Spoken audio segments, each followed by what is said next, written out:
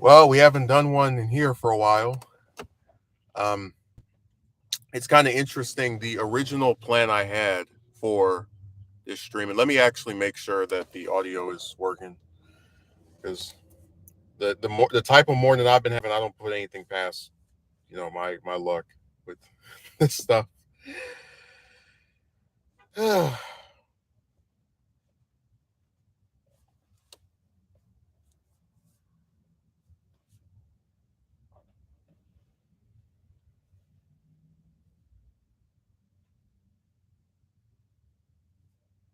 Yeah, the internet has not been. Well, I shouldn't even say it's the internet. It's the way people are. Okay, let's test this. Of course, I get something that comes up instead.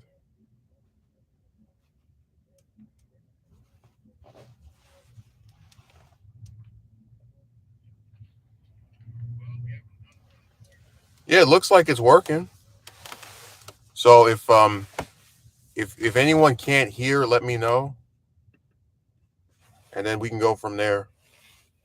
But it says it's working. The internet. I don't know how accurate that is. It also says the Wi-Fi is working.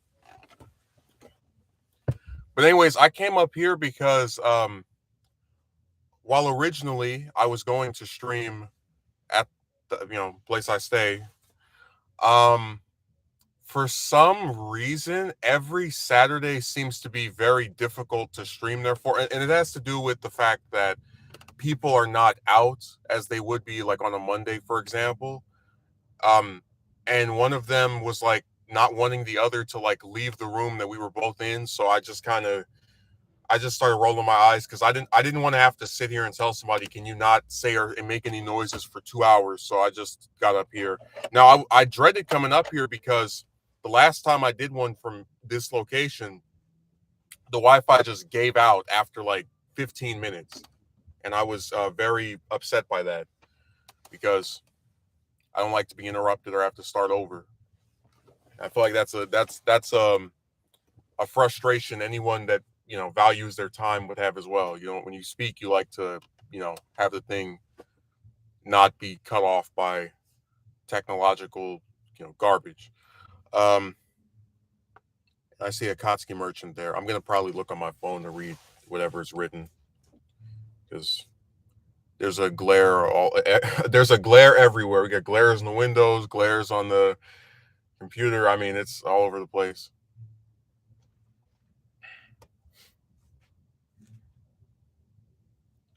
No, I just accepted that I have this hobby that in any other version of reality would be accepted as just a thing that people sometimes do. Some people stream. Um, but for some reason, when in my altered, twisted world that has all these strange characters, um, they seem to go out of their way to make participating in this hobby as difficult as possible, either by like being in places where it's inconvenient for me to try and do this, or attempting to, like, one of them has this narrative that they've started peddling, which is that I kick out this other person from the room I was streaming on Saturday, and that's not true. I always say, hey, I want to stream. Are you gonna, do you have anywhere else you can sit for a little while? I don't, and I've even in the past done streams where they were either in the place or just not saying anything. So it's a nice little twisted version of reality that they like to sow.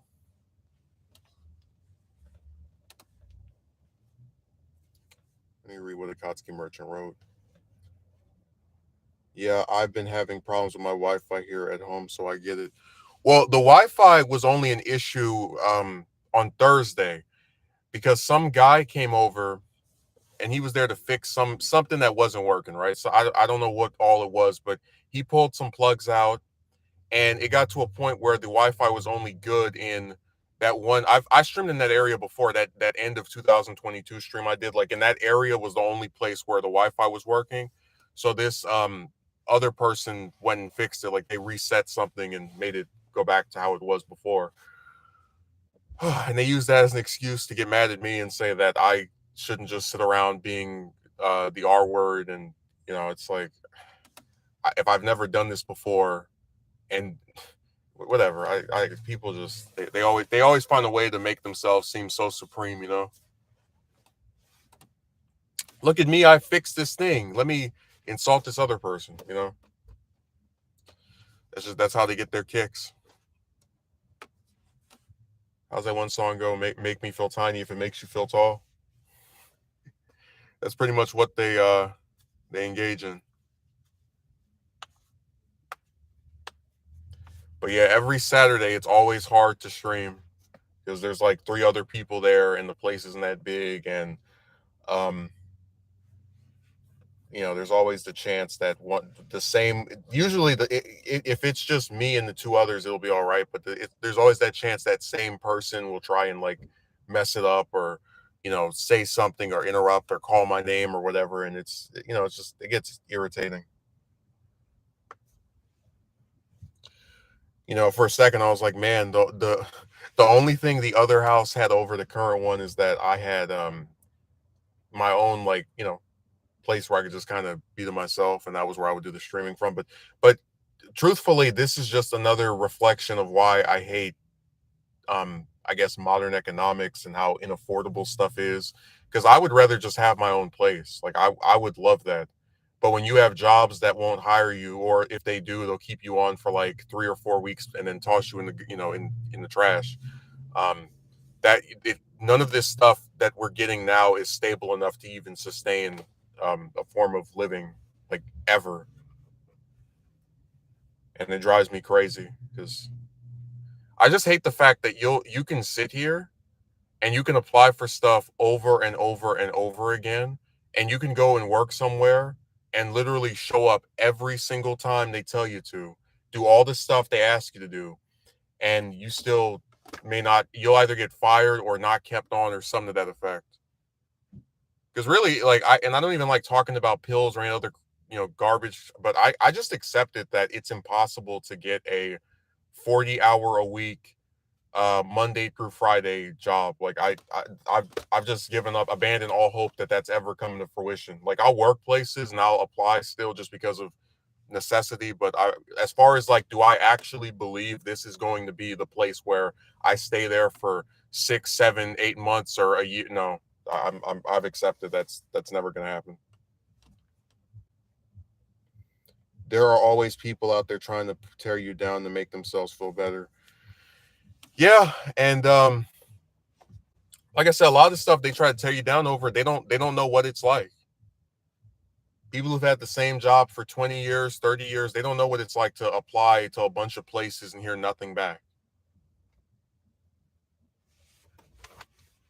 They don't know what it's like to sit there and go to interviews with 5, 10 other people and then hear nothing back and then have to start from the damn drawing board all over again. They don't know what it's like to log into your email every day and have different people going, sorry, this one didn't work out. We've decided not to move forward with your application at this time. They don't get it. They've never had this happen to them. And they don't want to accept that things are just not that easy for some relative newcomer to just get a job. Even if places say they're hiring, they're actually plotting and anticipating firing you. So yeah, I just accepted, never gonna happen, never getting this 40-hour a week job. It's impossible. Again, I'll still apply for stuff out of necessity, but in my heart of hearts, I know what my fate is. And like I said, it's even more sad to me because I'm not someone that just sits around, like, just not, like I always said before, I can be sympathetic to employers who have, like, employees that don't show up, or if they do show up, they're like, there's different things where I can get an employer being like, hey, I'm getting rid of this person, but they'll get rid of somebody that does everything they tell them to do. Like, they'll just get rid of you no matter what. You can try as hard as you might and you still will get screwed. And I'm just tired of it. So that last place I worked, I made all kind of jokes about getting fired. I was like, yeah, well, I'm working here this week. Maybe they'll have somebody else next week.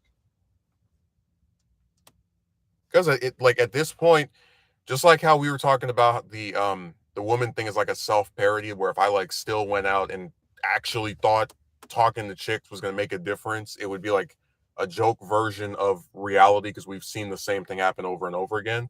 If I sat here and thought that um at like going and applying for these places was actually going to make things different, and I'm going to go and like get this amazing job that I like so much, or one that at the very least keeps me on for more than a few weeks, that would be a self parody too, because we've seen the same thing play itself out over and over again.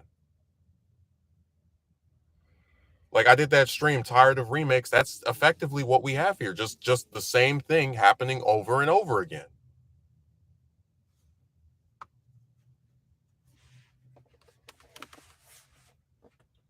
And hell, to an extent, every Saturday has felt like a remake of the previous one, where I try to do a stream.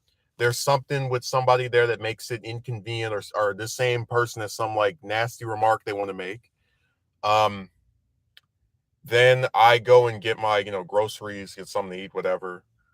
And then I guess I try to rest for the rest of the day, or just kind of like call different people I like, which I do every day, but like, just around that afternoon point. Like right now it's 11, probably around like 2 or 3 is when I would get back and just call different people that I want to talk to, see how they're doing, ask them how they are.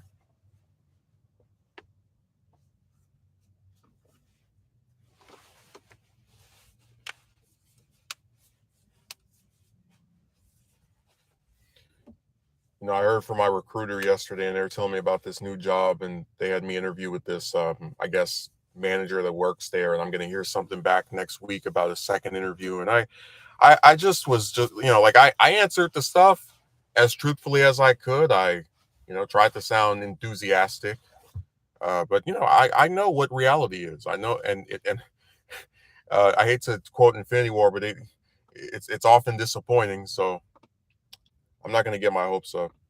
Because, like I said, even if I get the position, what, you'll work there for a few weeks and then they'll be right back to the drawing board when they say, oh, you're not good enough for us.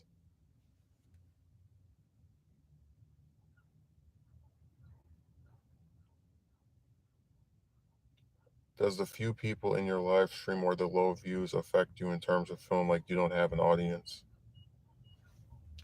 I mean, sort of.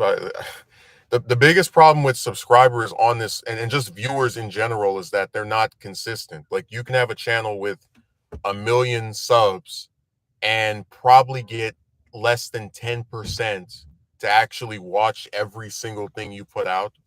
Um, but really, I just accept it's a scaled down version of that model, where the more subs you get and the higher the number seems, it's going to be like a actual much smaller group that sticks around and retains viewing. Also, I don't really get too caught up on how many people watch a stream, because a lot of times people are busy and they're doing stuff, and they don't like we don't have some coordinated time schedule. I try to be consistent as far as like when I do it, but even that sometimes is subject to change. Um, Really, I just accept that when streams are going on, you might have a few people there, but then more people will likely watch it after it's finished. So I'm not too caught up on it. I'll get more annoyed if I post a video and nobody watches, but if it's a stream, I'm more comfortable with it not being that many.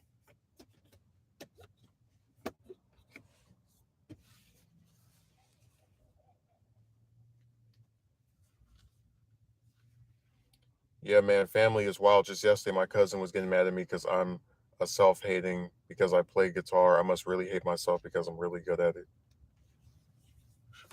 Yeah, they if you do anything that deviates from what they think you should do on the basis of your ethnicity, they tend to get very angry. It's really weird. Like we all have to fit into this tight box, and if you have any deviations whatsoever, it's unacceptable.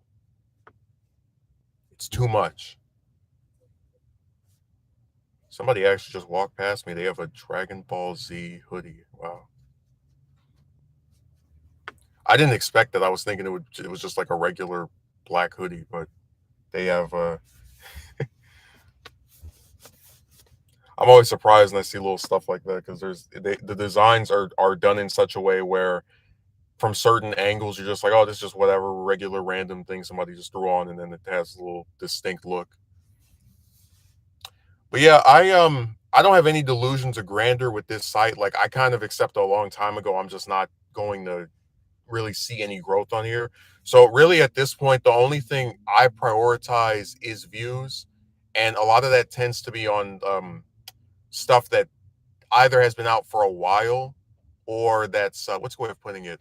Basically, I would be fine only having 2,000 subs forever if I can just increase the number of views I get.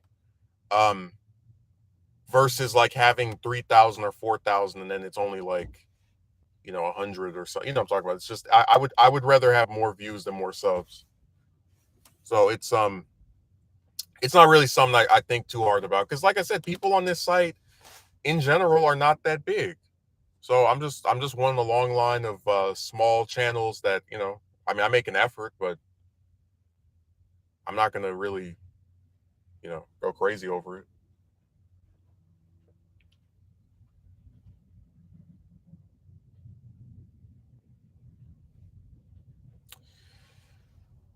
Yeah, I was just trying to explain to this other person that it's really sad when you kind of look at some of those channels and how they were fretting about the algorithm and how this one guy had 1 million subs. They got and they did a video and it got barely over what was it, a little bit under 2,000 views, and he was like, "What happened to my audience?" And we started losing subs that day, and like just from one day of not doing as well as he's been doing for years, he was like in panic mode. I was like, "Man, I'm glad I don't have to worry about that." I just want to let you know I'm a fan politically. I know you seem progressive, but that's me guessing. I am. Yeah, there's a lot of stuff as far as like big projects that I probably would be more motivated to do if I felt like I had an audience. So I guess you could argue that has an effect. Like if I make what is it, 3 hour, 4 hour documentary on um a politician or a what like just some person, right? I'm a lot less likely to do that than I was, let's say, 5 years ago, 4 years ago, because reality really has set in of like you can try as hard as you may with the video and people just are not going to watch it or not to the extent that you think your effort should should permit. Like the amount of people who are going to check it out just is basically around the same you would get even without doing all this additional stuff. So my compromise is I'll probably try to do ones where it's like it's like it gets released in pieces, like you get little excerpts of it. And then if you want to do like a whole big one, you can just stick that up and it'll be that way it'll be like multiple days of content where like once a week you get, some piece of it and then eventually the whole thing just comes out.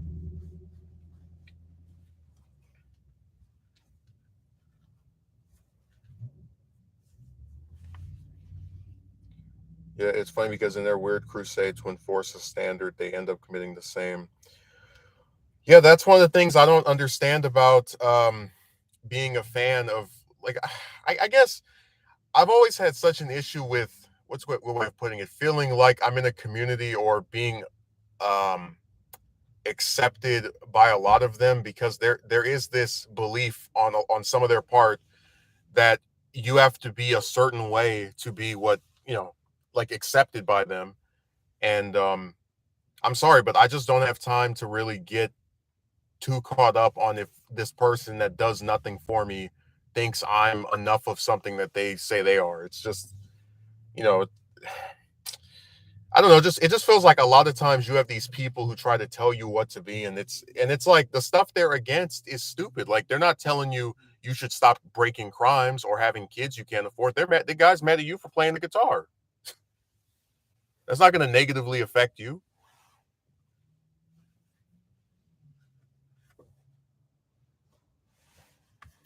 Because like I said, when I had the relatives that were like trashing me, the little pissant group of two or three, um, they weren't, like the reason what they were saying was dumb was because they tried to frame it as if I didn't want to work anywhere, right? When in reality I was applying to places over and over. So it's not like they're telling someone who's not seeking work you need to go get a job. They're basically serving as substanceless, as far as like they don't help you with like actually reaching that goal. So they're basically substanceless mouthpieces for you to feel bad about yourself from.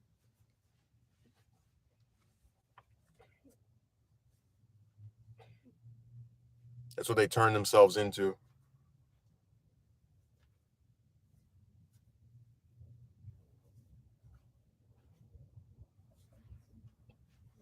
They're like, you need to go and improve yourself in this manner. It's like, okay, you say this to it would be like if let's say a Kotsky merchant, I don't know, let's just an example. Let's say you want your New Year's resolution was to eat strawberries.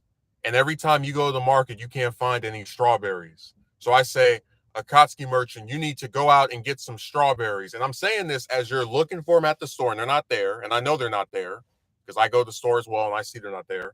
And if you do get any of them, you're ordering them online, which like doubles the price with shipping.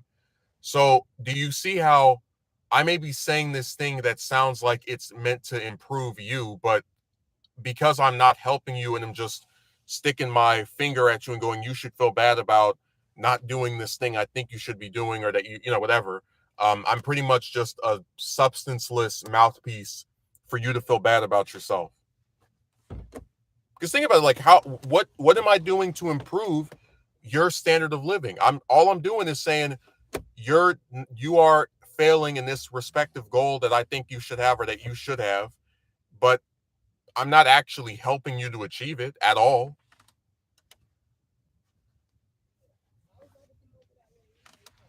So it's just I'm tired of people and their ridiculousness, like they always want to, like just how like void of any solution or actual forwarding nature they have. It's really pathetic. Are you positive about the current political state in the US? What do you think the next decade holds for America?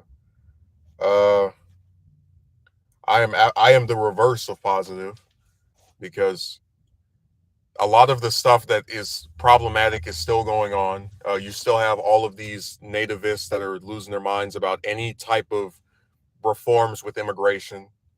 So that's probably going to get worse because you're going to have some. The problem is like it's hard to make predictions because every time it looks like there's progress, someone comes around to just destroy it. So like the Iran nuclear deal was this really strong, um, what's the way of putting it, proposal that curbed a lot of Iran's weapons with the IAEA like making these checks on it. And I was like, oh great, that means that over the next couple years, US and Iran relations are going to be like more stable with each other. And then after 3 years of having that deal, Trump comes in there and rips it up and then kills the general, and now we're just as bad, if not worse off than we were before. So it's hard to make predictions of that stuff because it's always changing, since there's really no consistency between both parties anymore. In general, I'm just not optimistic because I think between either next year or 2028 you're going to get another Republican majority and they're going to screw up a lot of stuff. And then even if the Dems keep like the House or the Senate, they'll go along with a lot of it too.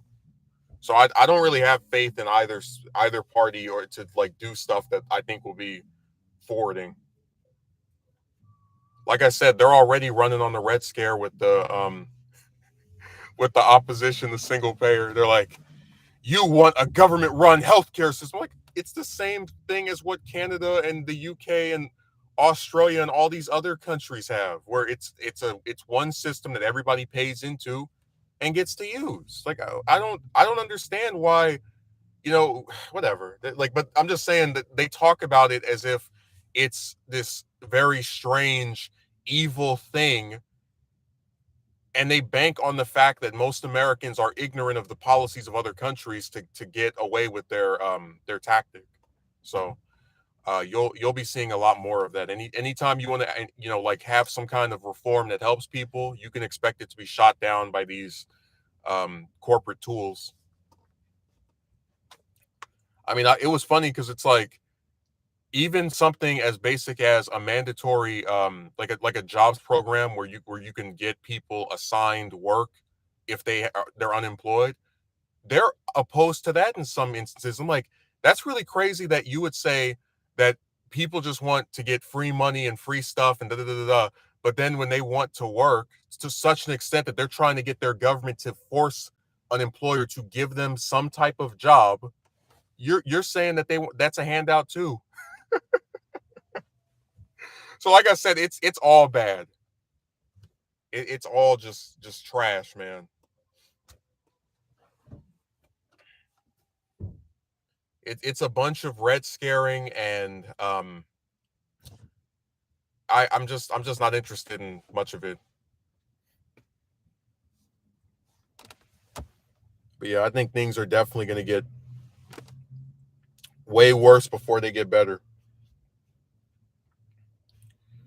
Like I said, the U.S. has a lot of problems that people just don't want to talk about, and it's hard to really go into all of it in a short amount of time. Like we haven't even mentioned all these mass shootings and how um, we lead the world on that.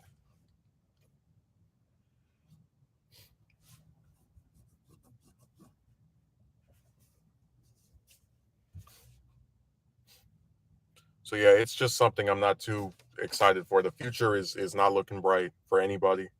At least America in general, I should say.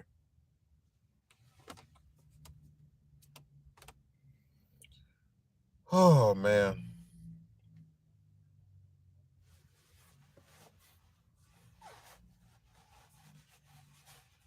I'm waiting for a Kotsky merchant to come back from playing his guitar and write something. He's been sitting over there dancing and jingling.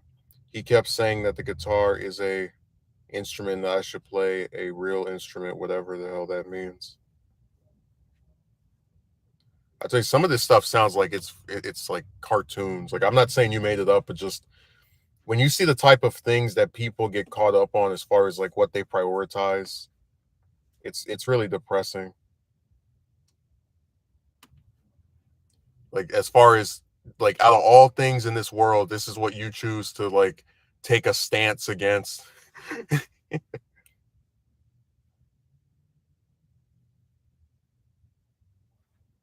It's like not a stance against poverty or unemployment or climate change or any of that. I'm gonna have a principled stand against my cousin playing guitar.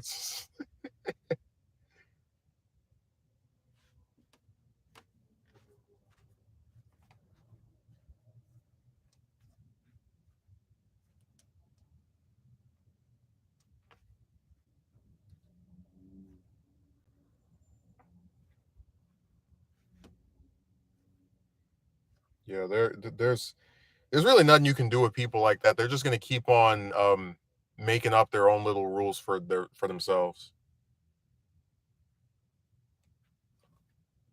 But that was one of the things I talked about, which is that like it's so frustrating to me that you have other ethnic groups where they're allowed to be anything and everything they want, and then with us it's like this really tight box that you have to fit into. um like in a lot of ways it shows you the self-hating nature of them more so than ourselves, because it's like you're like, you can have a problem with something and not make it about race. Like I could say I don't like tattoos, right? I don't dislike them to the extent where I'm going to go and mess with other people that get them, but like it's something I would never get myself. That in most instances I don't really, just I don't like to look at for the most part. But my thing is that if I don't like that someone else has one, their ethnicity has nothing to do with me not liking that they have it.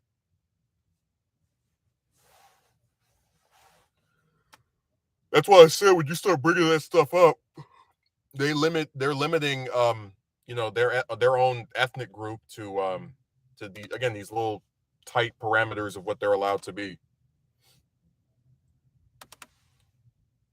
He's poverty, oppression, tyranny, world, but thing out that I'm standing against. Playing the guitar.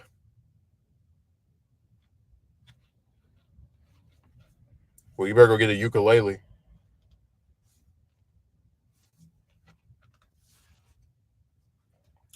You better find a new instrument.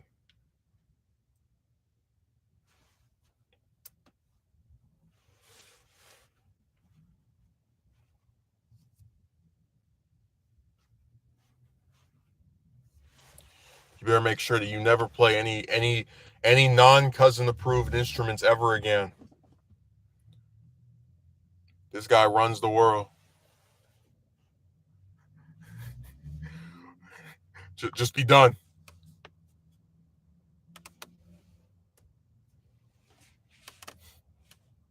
Yeah, when your cousin doesn't like an instrument you're playing, you know you've messed up.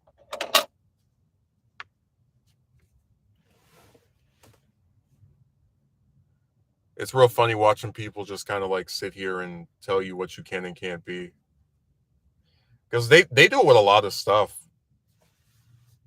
like with hair and with clothes and just it's interesting just how in any area where you might want to do something that differs from someone else, they will they will lose their minds over it.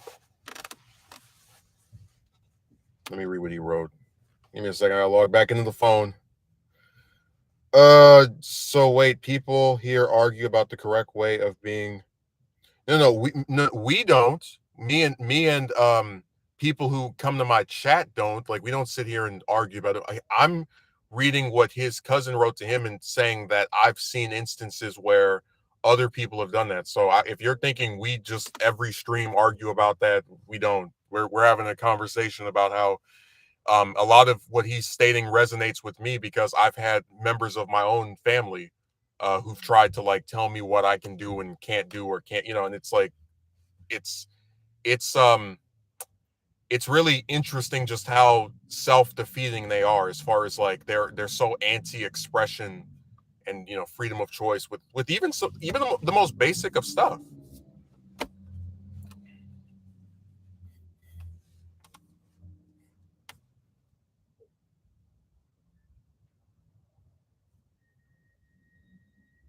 But yeah, we don't argue about it in the chat. We're just having a conversation about this stuff.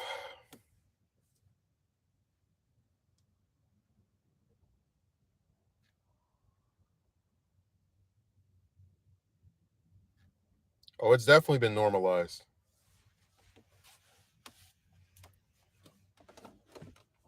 There's a lot of like crazy stuff and stuff that's like morally wrong that's been normalized. It used to be that if you had a kid that you knew you couldn't afford with some guy that you weren't committed to be actually spending the rest of your life with, people would be embarrassed by that. They would say, "Hey, you know," but at this point, it's just been accepted. I think I mentioned I know someone who had two kids by two different men that she was not married to in like 5 years. And I was like, that I've never seen in such a quick amount of time hopping from one boyfriend to another boyfriend and just producing their offspring. And I was like, well, hell, at this rate, what is there going to be a third guy that she has a kid with that's not her husband?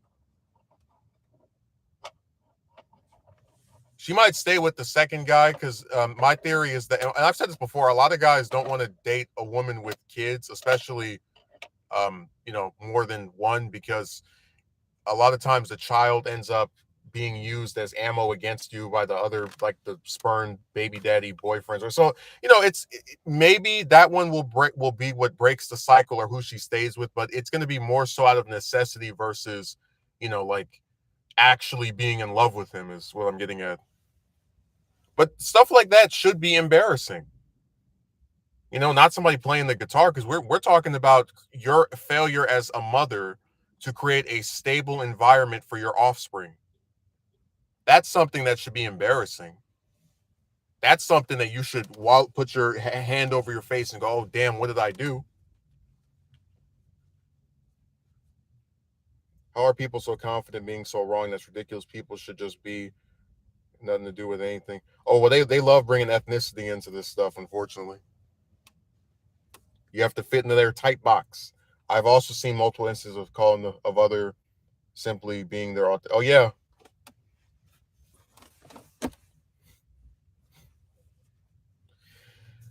all have to fit into one little category. If you ever deviate from the script, it's too much.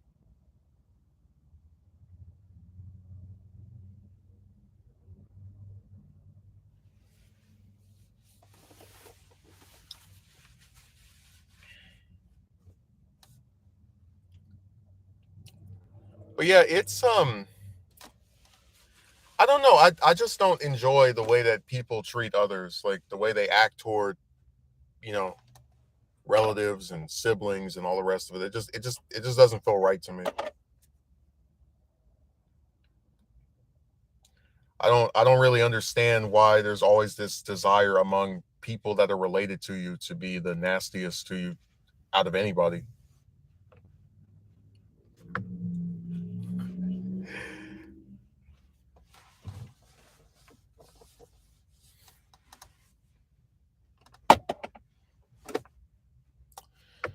Yeah, what's another thing I want to mention? I'm just tired of it. I really am. Because we haven't really had an update about the goofy relatives because I haven't spoken to either of them for any substantive amount of time, pretty much in the last month, I'd say. Um, and like I said, when I'm on my grind of like trying to get a job and trying to work through whatever stuff is happening, I really couldn't care less about those two. They're just not important to the overall plot. But I was just saying, it's interesting to me how a lot of this stuff is worse than it has to be for no reason at all.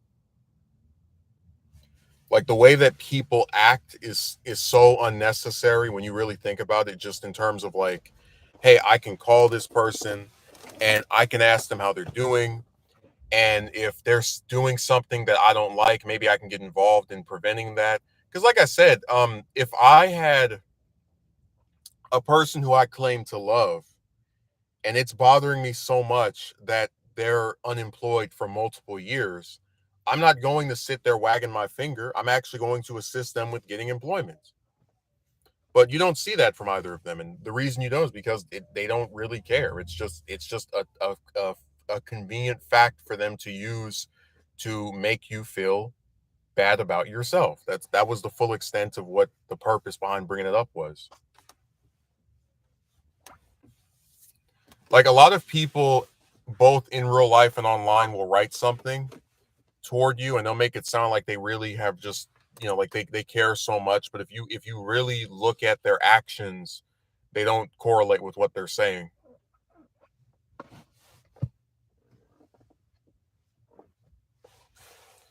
As far as like if you actually cared, you would do something other than just run your mouth.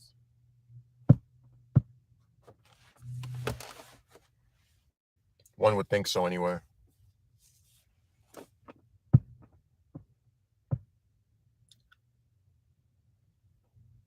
People are they're not a bright group at all.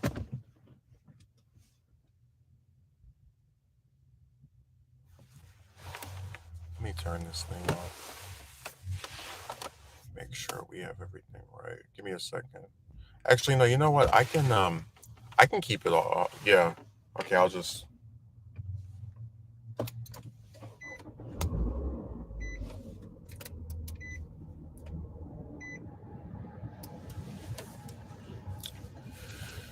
So I had to turn the AC on because it was getting a little warm in here.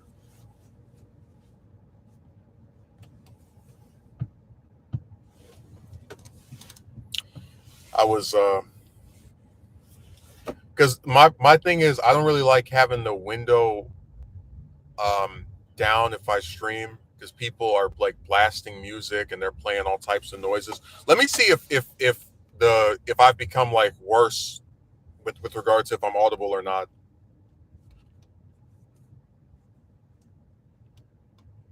So give me 1 second to check.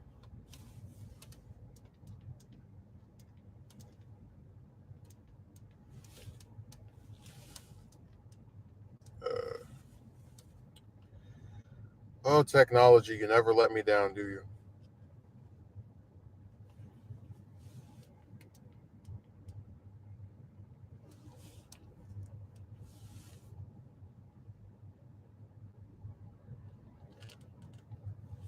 Oh, it's because of that. Okay, now I see what's happening.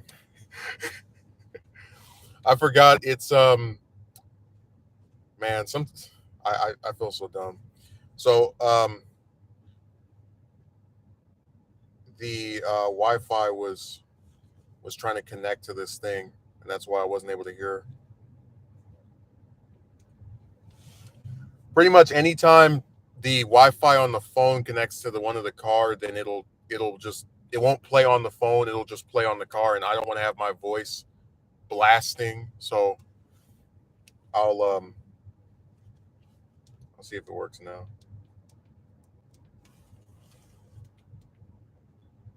Oh God. Well, let me know if you can hear me. If you can, I'll probably just roll the window down or something because I want to make sure we're audible and we're able to be heard and conveyed.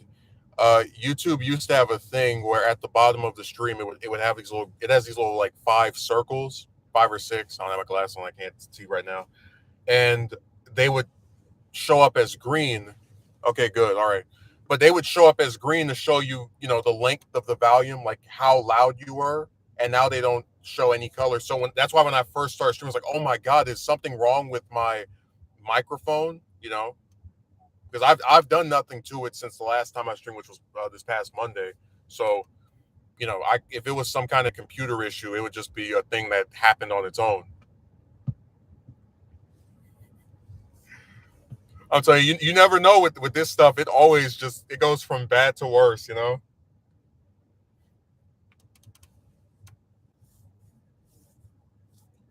really never know.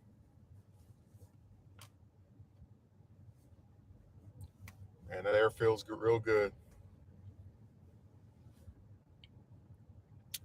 But yeah, I'm not even like a big fan of just sitting here and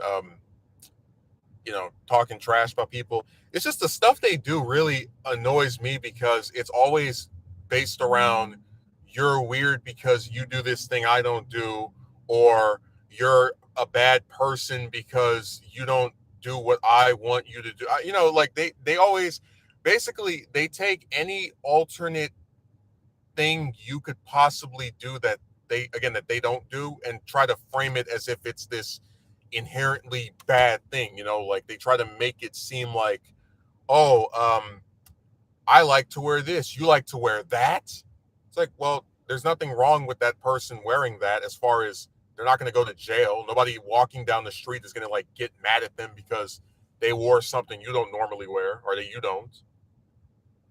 So really it's all based around like disagreeing with a choice someone's made and then trying to frame it as this unacceptable evil thing that they're doing. And I don't I'm not a fan of it because, like I said, we've been over this before. I preach acceptance while being met with intolerance. So at every turn I go, all right, if this person wants to do this, whatever, I don't care. But then you can't get the same thing yourself in return, because as we all know, life is very unfair. You can accept everybody and be accepted by nobody.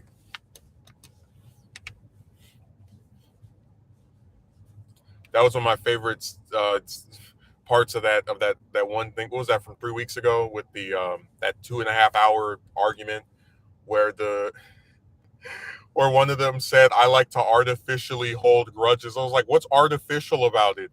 This person did something that pissed me off, and I'm upset by it, and it doesn't matter what number of years pass. They did something that upset me, and that's that. I don't like them anymore. Like, I don't have to. So I said it's interesting, and it's funny because these people will be the same ones who bring up stuff from 2013, 14, 11. So they hold grudges as well. They just try to pretend they don't. They don't like it when you're honest and you say, no, I don't forgive you for doing this. Sorry. artificially. It's like, what's artificial about it? I don't talk to this person anymore. They don't reach out to me. It is what it is.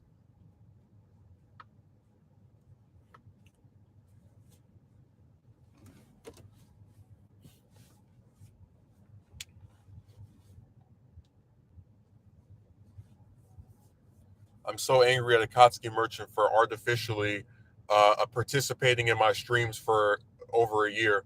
Well, what's artificial about it? He participated in the streams for over a year. I tell you, people like use words and they don't even know what they mean. They just like stick them in there.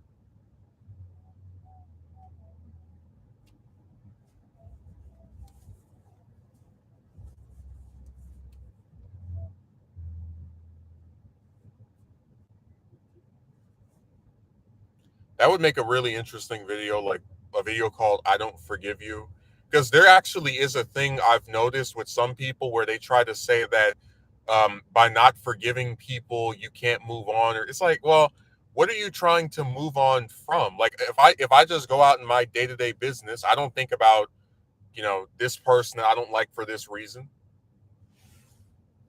They're a non entity. The only time this person matters is if I happen to be somewhere that they are, and usually I just don't say anything to them, or I don't go anywhere where I know that they are. So they don't. Again, it's like what is the full? Basically, if you can live your entire life never seeing somebody again simply by not going to one or two houses or places, that should tell you all you need to know about how unimportant they are. You can move on without forgiving. Yeah, and people really they really try to pretend that like by disliking someone that did something to you, you're like held back or whatever. Like there's like you're gonna reach this eternal bliss if you forgive this person who in most instances aren't even seeking out your forgiveness. That's the crazy part. Like, remember they were like I told you about how the stupid word, the you're entitled, that dumb crap that was said about me. In a lot of cases, the people who are telling you that you're that are that themselves. They think like you're that you owe them speaking to them. They think that you're supposed to be their friend and act nice toward them and talk to all these people that they want you to speak to. Really, they're the ones who think that like you owe them something. But yeah, you can definitely move on without forgiving people. Because like I said, most of these bastards are not important. If you simply move to another place, you never see them again. They care so little about you that they never call you. They never try to reach out to people that they know you talk to because it doesn't really bother them that you don't speak to them. That's why when I was talking about that one relative who I didn't talk to for like 4 years or whatever, suddenly wanting to come around in like the last couple of months because of some different circumstances that are out of their control. I'm like, look, you were fine coming to my place, my domain, and talking to everybody that lived there but me. So, don't sit there and act like it was some big priority of yours to speak to me because you would have done so before.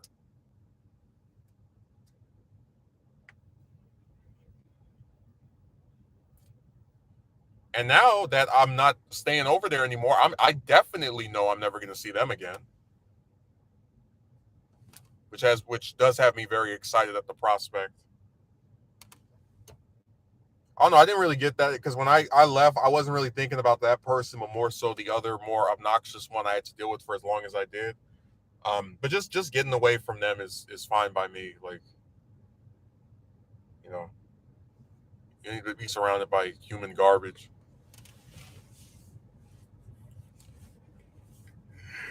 Dude, that was the funniest thing that one of my relatives was like, you called this other relative a pay girl. You know what pay girl is. You know what that term what I'm referencing there. It's like, man, of all the I tell you that like when I think about the stuff that person has that same person that they're like trying to clutch their pearls for has called me, like dating all the way back to when I was a kid. And then I think about all the stuff I've been called online by different people. It's kind of like I really don't care. I mean, you got to at some point say, okay, well, if this person gets called all this nasty stuff by people, including the one you're defending, and then you want him to feel bad about calling someone else something, it's not really going to work. Dude, I really hate being around relatives like that. It's like they suck the life out of you and just enjoy wanting to bring you down. Yeah, it's really obnoxious. I'll tell you that. Like, there's a reason why these people only ever get spoken to when I'm physically around them. Like, I don't reach out to them at all because they say one thing and do the other.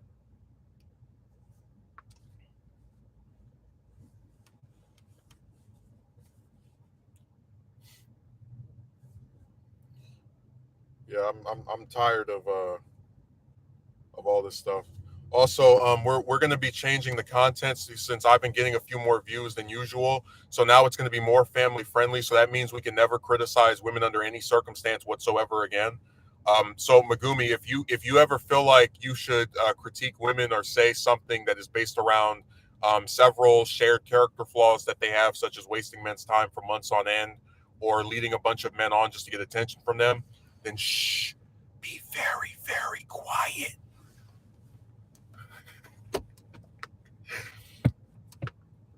This is our new PG content where no criticisms can. You can criticize men all day long, but you can't say anything if a person has a triangle between their legs. So make sure if you have any critiques of women, you air them out on some other channel or in some other venue, because we're now part of the the TDF. I'm part of the Triangle Defense Force. Anytime you write something, we get rid of it. If it criticizes a woman in any way, we have to get rid of it.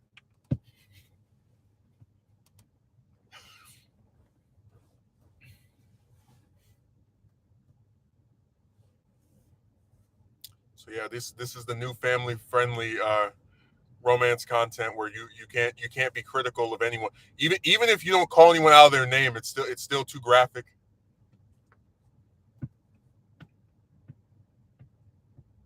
That's why I say YouTube is full of crap, because they'll demonetize a stream if you start talking about like physical acts. And I always say that, like, what drives me crazy is you go on a channel, like you go on one of these news channels, right? And they'll describe and sometimes even show stuff, like show censored acts, right? Like when they're reporting something, and they don't get in any trouble over that. But if you talk about something and people have to imagine what you're talking about, like you're not showing anything, they're like, "Oh my god, this video, it needs to have an age restriction." Like, come on, are you serious?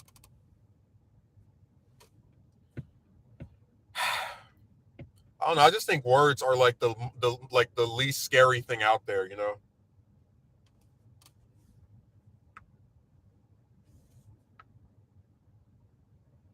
Like I said, people are really goofy like that. So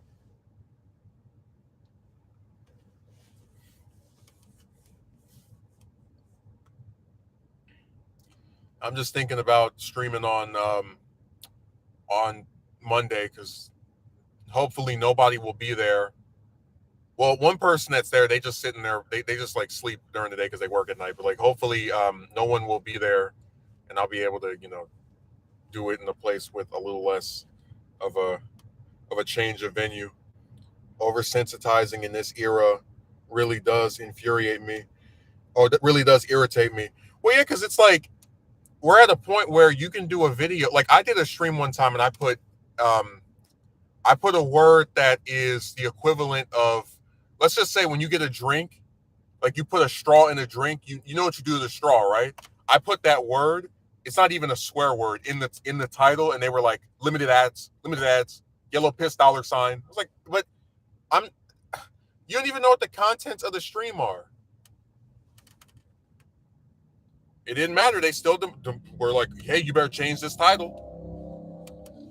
YouTube applies its rules selectively. Oh yeah, like I said, there's one of my favorite videos ever was about 5 or 6 years ago. There was a guy whose channel was getting like targeted for I think it was like harassment or something, which is hilarious because people were making like just. I would say he was the one that was being. But anyways, one of my favorite videos from him was a video where he was like, YouTube has videos that violates guidelines. It does nothing about them. And in his video, he played multiple videos that violated different guidelines of YouTube. Like the whole video was him just talking about, okay, here's a video of a guy shooting himself. Here's a video of the Zapruder film, and you already know what that is. Anyone that's historically inclined. Here's a video of a guy jumping off a building, and when he hits the ground, you hear him smack and the blood splat. Oh my God. Here's a video of some ritual where they're fornicating. The video was great, not because of the stuff that was shown, but because it did prove a point that YouTube selectively applies what videos can be on here and which ones can't. Like YouTube used to be really strict against nudity, and you have movies on here that show everything. I already said before, I really don't get why. Like, this is a controversial opinion, but I really don't understand why there's such a big deal. Like, I guess when we talk about double standards, I think it's weird that men can show their chest and like no, that's perfectly fine. But then if you see a woman's chest, the world freaks out. Like it really is like Armageddon if you do a movie or some kind of like thing where you can see an exposed female chest. Like it's just the worst thing ever, to these people, and I don't quite understand it.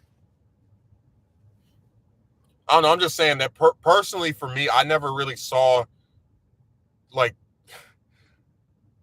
seeing that as that big of a deal because it's just like I get where I don't know. I guess you could say I'm kind of more confused by it than anything else because you could say, oh, they hide it because they don't want men to get turned on or something, right? Because the voluptuous chest models. But then when you think about it, women get, at least some of them get like horny over seeing a guy's chest, like seeing some guy with a 6-pack or an 8-pack, So I mean, couldn't the same rules apply that you're like shielding the female chest because you think it will, like, I guess, turn men on, but then you don't have a problem with women being stimulated in a similar manner if they see a man with his shirt? I don't know. I'm just saying that, like, I don't really, the arguments for the female one to be restricted just never really made sense to me. And sure enough, there's a lot of cartoons from Japan, for example, where the only reason you couldn't show them to children would be because they show chest. But other than that, they don't really break any. I mean, like, it's just it's one of those things where, okay, yes, very true, I agree with you, dude. It's the melons they love most likely. Yeah, but I mean, I'm just saying that you could make an argument that seeing male chest would be just as stimulating for some women, and we get to, like, they get shown all the time and nobody has a problem with it. Like, if a man walks around showing his chest while he's running, which I've seen a lot of men do because they're all over the place, and whatever. I get it's hot, but you don't want to like sweat yourself, but like nobody has a problem with that. But if a woman were to do it, it would be the end of the world. So I just don't get why it's such a big deal.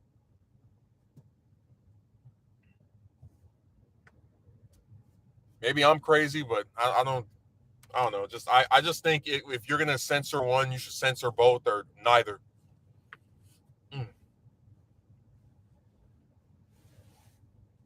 Hey, we already talked. That's like the only double standard where men have more freedom than women do, like out of all of them.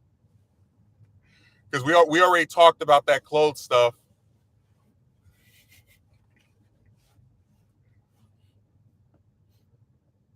We already had a whole conversation about all their varieties and oh man.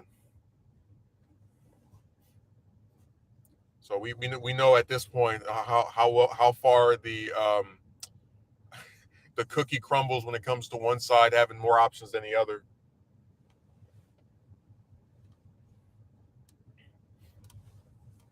Cam really came to just write one comment. All right, he came for a cameo.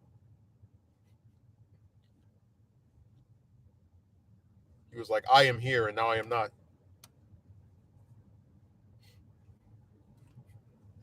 Man, I remember what's that one cartoon? They're actually if yeah, there's an episode of Dragon Ball, and it's like really I'm trying to remember which one it is. But there's an episode of Dragon Ball where Roshi's like watching a TV and some woman is like about to pull her shirt off or whatever, and then Goku like changes the channel. And I remember when I was a kid, I someone put that clip in like a AMV, and I paused it. And this is before I knew like how to like use iMovie and other slowing down software. I paused it right there, and you actually can see her chest. And it's I don't know. I just thought it was funny that like they just show off like these very private areas are supposedly private areas in Japan on like children's cartoons, and like no one even cares. They're just like whatever.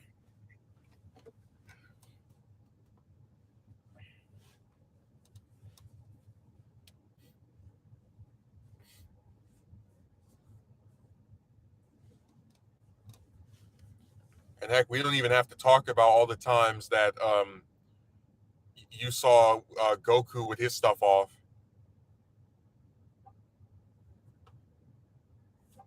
I mean that I still I was like that they really show him nude like in pretty much every series until Super came out.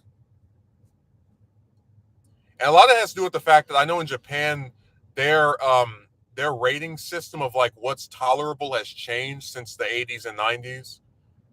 That's why the Super show doesn't really have that much blood, but then the manga has a whole bunch of it. But it's kind of disturbing that like just to the degree that this stuff is the way it is, like what people find acceptable and what they don't, just the double standards, you know.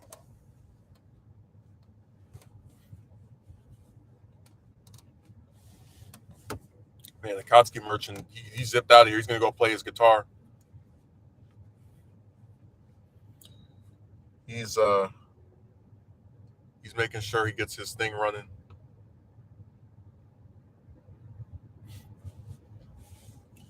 God, I got the worst seat in the worst parking spot in like the whole place where you just see people just walking by. Just, da, da, da, da. I mean, whatever. As long as they don't bother me, I don't care. But it's just like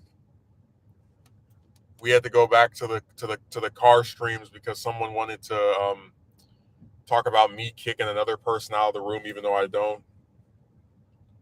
That actually reminds me of how much nudity there was in. Yeah, that's what I'm saying. That like you have the Bulma bathing Goku, right?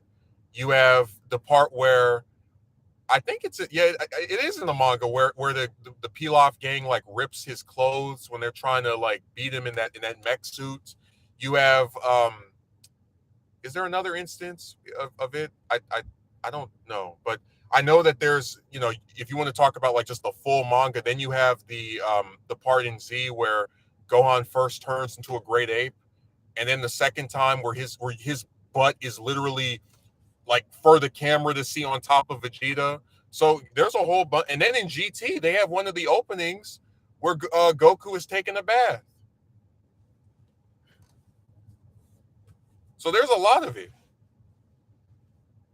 It's not in every episode or anything. Like you could totally air Z pretty much in its entirety, and like you could just use some clever camera work to like hide certain stuff. But I don't think they did. I remember seeing that as a kid, and that was like the only cartoon I saw where it's like, wow, they really just showed this character's butt. Because there's a filler. It's either a filler episode or segment. I know it's not in the manga, but there's a filler episode where Goku is like taking a bath or something, and he ends up like it's like it's him and the fusions, or rather, it's him and Goten and Trunks, and they like fuse into Gotenks, and they're nude, and like you can see Goku's backside. Like there's a lot in of it, just like sprinkled throughout like those three shows. Like oh my god. The same kind of rules and weird double standards are applied in the soap operas broadcast today. Kame says Toriyama legit used to draw Kid Goku naked all the time. It's weird to think about. Um, you know, I'm how do I explain this? I'm kind of sympathetic toward him in the sense that I don't believe there was like a nefarious intent from him doing that, because part of it is to demonstrate that Goku doesn't understand like cultural values of like decency and decorum and whatnot. Um, and also, as far as we know, Toriyama's never been like, someone that has been known for, what I'm saying? Like it's one of those things where I think it makes sense in the story, but it still is weird to think about because of our own like standards and customs. So I mean it's it is what it is. Full frontal and everything.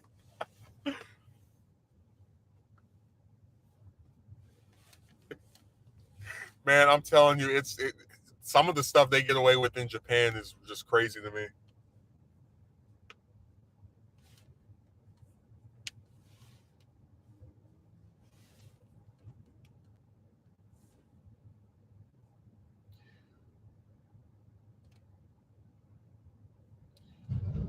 But yeah, a lot of times people that have really good imaginations are not. I mean, they sometimes have eccentric qualities. Um, so it doesn't really surprise me that he would, I don't know, just it's one of those things where like the more thought you put into it, you're just like, I don't get it, but it is what it is. And like I said, that stuff that was in GT was like he did the designs, but so that opening where I think it might be two different openings where there's one where it's Goku bathing, and then there's another one where there's like a deer sticking its head up Pan's shirt or whatever. That stuff that he didn't make, but they so it's not all his fault, is what I'm saying. For sure. I definitely don't think Toriyama was being. Oh no, dude! I remember there was this thing on Twitter to cancel him about a year or two ago for some old manga, some really old obscure manga he did, and I was like, how are you going to cancel somebody that's first of all not even using social media, secondly is barely even like doing anything anymore? So how what ways is he going to be canceled? Are we going to all stop reading and watching Dragon Ball and stop playing the games? Like, come on, it's stupid. I know, I was just imagining Toriyama like pulling out one of his 500 computers and doing a stream. And he's like, it's like he's got his like mods in the chat translating his angered rants about how his character has been called into question. And, I don't know. It's just funny that they would like try to try to cancel someone who's not even like doing anything anymore. Like you can't cancel someone that's basically over anyway. Oh man, that was it was just funny, like just to think about him responding to that. These artists dug up this 30, 40-year-old story that you drew. They're gonna get you. They're gonna fly to Japan and knock on your door. Oh yeah, that one. Damn it. If there's any old manga that people should be looking up, it should be Dr. Slump, but let me shut up about that. I tell you, one of my favorite arguments was that my friend was like, "Oh, the work that the person makes is always more important or always more well known than the person who made it." Um, and I said that's actually not true, because there are plenty of people who have read or seen Dragon Ball who know Toriyama as the person that made that and have never read anything else that he's made outside of that. Like, for example, Dr. Slump, they've never read that. A whole bunch of them.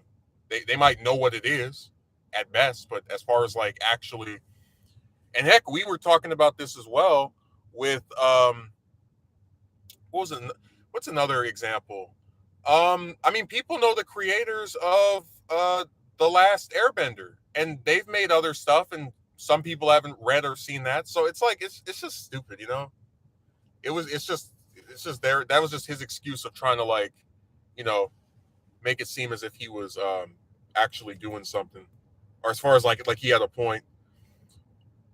I tried to get into Super, but I got to be honest, that show is pretty whack to me. I remember.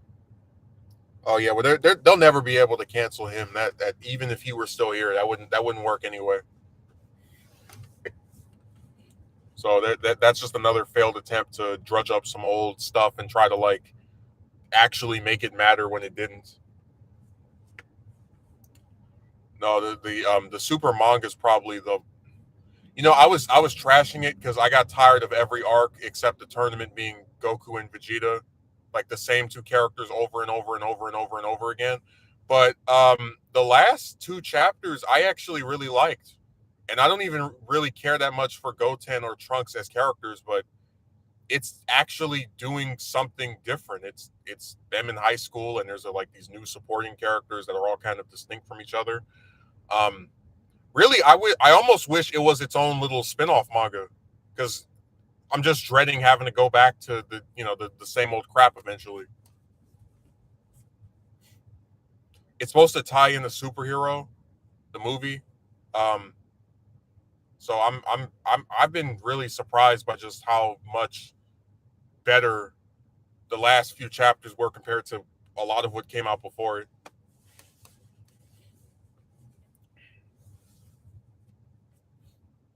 Like I said, favorite chapter will always be, I think it's the 52nd one, where those that little trio for the goat show up on Earth and Piccolo just destroys them by himself.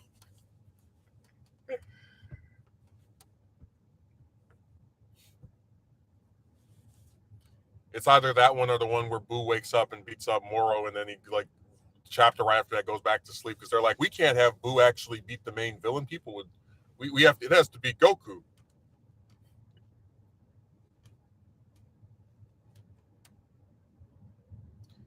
That's literally insane. But then again, I shouldn't be surprised because I feel like they want to censor everything at this point and ultimately ruin the source material. Okay, that sounds cool. I had the same issue as you. I hated how they buried the rest of the cast and just made it the Goku and Vegeta show. I would say that for large segments of the Moro arc, it focuses on a little bit on Piccolo and Buu as well, which is why it was the one I probably liked the most out of because the Tournament of Power in the manga is trash. It's a rushed, just garbage filled story with no character development, and it's really Toyotaro being like, okay, well, we had one in the show, so we have to have one in the manga too. But yeah, the last few chapters I've been surprised by their quality, and I hope that we get more of that because I really did enjoy what we ended up seeing there. So I don't usually make recommendations for what people should read or watch, but I definitely like the last two chapters a lot. They're a much they're very well, like I don't even care about Goten or Trunks, and I was like, yeah, give me more. Literally anybody else that's not Goku or Vegeta, I'm fine with them focusing on. Toriyama refuses to use his other characters. Goku is the messiah of the anime community. I mean, I feel that way with Boruto as well. It's like you make a new lead who's basically the same as the previous one, and then all your older characters now either have kids who are clones of themselves, like Rock Lee and Metal Lee, um, and then most of them don't even like. I still can't get over Hinata. It's like she's the mother of the main character of this whole damn manga, and she's only in like what 9% of the chapters. Like, are you serious? Damn, she's never gonna get focused on ever. Like that's nuts to me. And like I said, Boruto is such a waste because what's a good way of comparing it to something? When you have a new lead character who's different from the previous one, and you choose to bury the things that make them different, then we have a problem.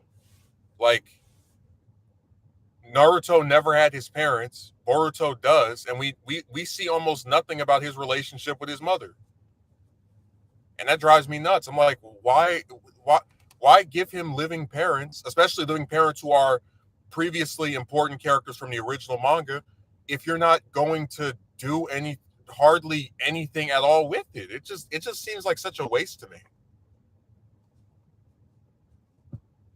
That's why I said that, like, a lot of these stories have a lot of potential and they just squander it just casually. It's really sad to think about.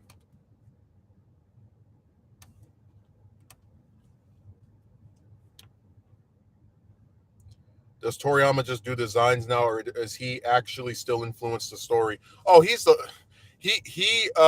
from what I know, will write out an outline of a story, like on little pieces of notes or whatever on paper, and then he leaves the actual plotting of it to Toyotaro, the fanboy who made the Dragon Ball AF manga. So it would be like if I said me and Kame are going to make this new Dragon Ball manga or this new series, whatever, and the lead characters will be Gohan, Piccolo, and Krillin. And there's going to be this villain who wants to like replace the Z Fighters because without Goku being there, he mistakenly believes they're not worth anything. And he's got these minions; they're all going to fight different Z Fighters. And at the end of the season, Krillin's going to destroy him with his new super powered move that he learns over the course of the episodes. Now that gives you an outline of what's going to happen. But then I say, okay, well, Kame, now write me a 13 episode season where this happens. So I'm the one who gave you the outline, but I'm not the one who actually has to do the hard work of plotting out how we get from point A to B to C to D to E to F to, so it's like that where he gives the outline, he tells them what the story is about, conflict, and then, what the resolution will be. But as far as actually like writing out some detailed summary, writing out the chapters, no, that's all Toyotaro.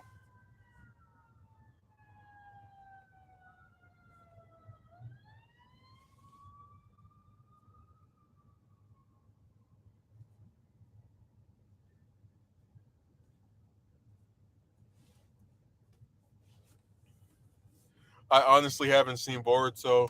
I gave up by the time Shippuden was out. I couldn't keep up. Look, man, I already said before, the only time I'll revisit part two of the manga is just reading it. I can't. Shippuden is just too damn long for me to want to sit here and deal with it. 500 episodes. I can read the whole second part of the manga probably in like 5 days, a week. So I would just take my chances reading that if you want the story, without the filler, and a story that actually looks consistently good. Like I'm not an art critic, but Kishimoto, by the time you get to like the end of part one, his art has really become refined. Like he draws in such a way where it's almost like, how do I explain it? Like he gets off a computer or something. Like if you compare the start of Naruto and how rough all the characters looked to how they look when you get to like probably the retrieval arc, his stuff has like really picked up. Like it's crazy just how good he became like over the span of that like 4 or 5 years of him drawing that.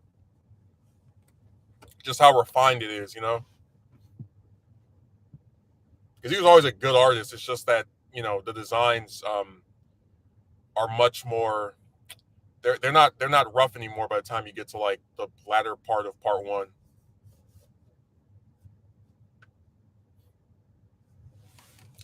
And there's a whole joke about how bad the animation in Shippuden is.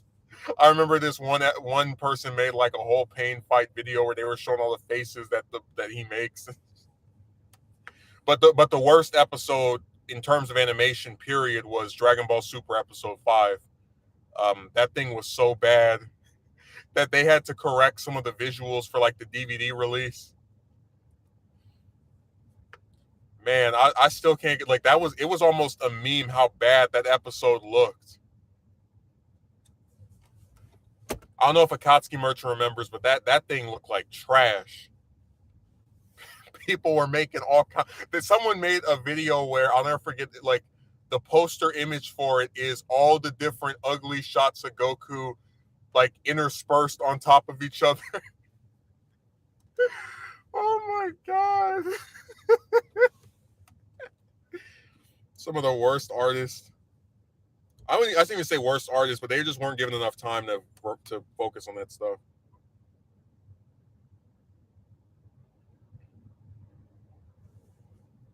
Yeah, by the end of Super, it looked really good, but that first several some what and man, dude, the Resurrection F arc is unwatchable. That thing is just, it looks like trash. The story is bad. I mean, I said this before, the only arc of Super that I like is it's the Tournament of Power. Every other one you can throw in the trash. Like the Future Trunks arc started really good.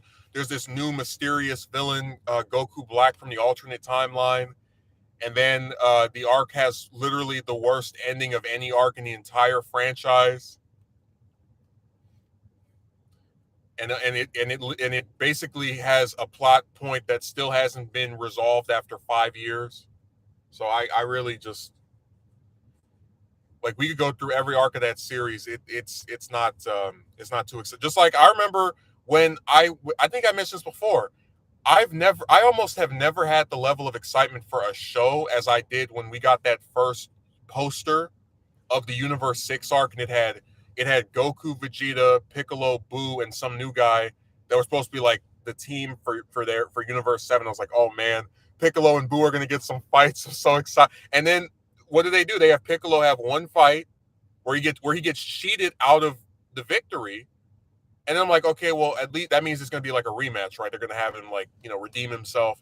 And then Vegeta's like, no, step aside, idiot, and takes over. And I'm like, okay, well, that's really lame. And they had Boo over there sleeping, and it was lame. Um,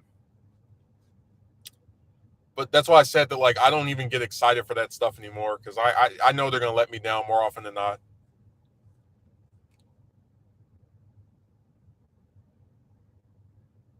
I hate how many times Frieza keeps. Yeah, I did a whole video about it. And like I said, him coming back for Resurrection F could have been so much better. But a lot of, I'd say the Tournament of Power redeemed it because he was interesting in that arc for me. But after, like, he had no reason to be in the Broly movie. That was insane. Like, that's oversaturation, if you can even call it that. This one guy said he's never seen any other anime villain come back more than Frieza. I was like, well, let's see. He's supposed to be the main antagonist of the Frieza saga, right? But he comes back at the start of the Android stuff, and then is gone for good. Built to hype up Trunks. Um, if you really want to count, we'll just be canonical, right? We'll just count only Super. So then he comes back for the Resurrection F arc, then the Tournament of Power, then the Broly movie. Then he's in that last arc of Super with that stupid new black form. So that's 5 returns. But if you want to count the canonical stuff, he's in the Fusion Reborn movie. He's in GT. Um, Heck, he's even in the Boo saga in the filler scenes for that. So that's like 8 returns. And like I said, we can't even get Cell to show up at all in canon after the Cell saga, unless you want to count that stupid brain dead spoof version of him as as a return, but I don't. So I'm like, I'm just tired of him. Like, I think they should have left it where after the Tournament of Power's over, he stays deceased, and that's it. Like, he helped out to save the universe because he doesn't want to be wiped out of existence just because he doesn't like the Saiyans. But no, they want to keep him around and keep this going, and I'm just tired of it. No other villain gets to show up more than once, except Frieza. Hell, I wish they would use the Bora again.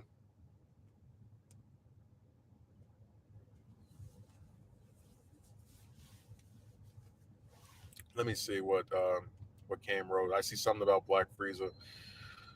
Uh, Black Frieza, Orange Piccolo, and Gohan's new white form are among the worst I've ever seen. You know what? I'm gonna dispute Orange Piccolo just because I like that it's not just a recolor. Like they actually try to make him look different from regular Piccolo.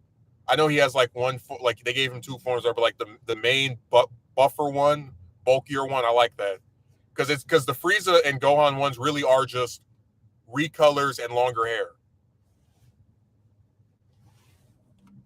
But I'm gonna just dispute the thing about Piccolo's form. I like it. I'm very happy he got a form after all these years of no power ups and we got fused with everybody. I was very glad.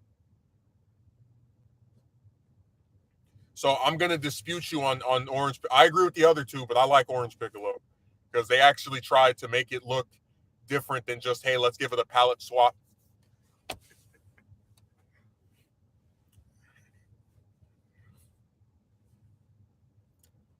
And I remember when Super was airing and people were like, Gohan's going to get Super Saiyan Rose. He's going to be the second person after Goku Black to get this form that nobody knows how to get other than a villain who is deceased who wouldn't teach it to him anyway. That's funny how Black and Super Boo are like deader than dead. Like they just can't. I mean, if I'm sure if a writer wanted to, they could bring them back, but like they are more deceased than even than like being normally deceased. Like they're beyond deceased.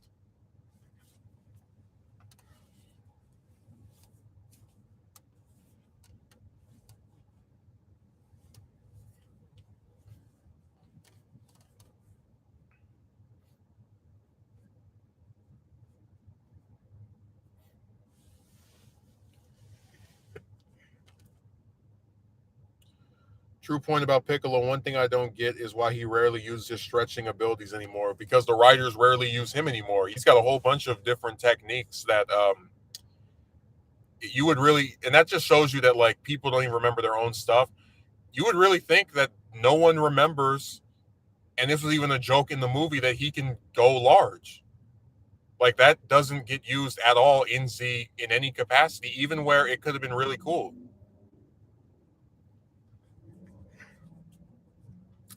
Not even just that, but like the laser eye beams, the I mean, besides the special beam cannon, the light grenade. It's sad. So many cool techniques, and they never get used because you don't want to use his character anymore. Really, the only move that held out as something people remember is special beam cannon, and that's only memorable because it's the move that kills Goku.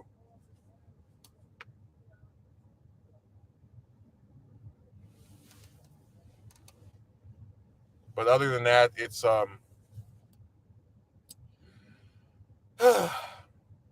just sad seeing a great character like that go to waste. You know.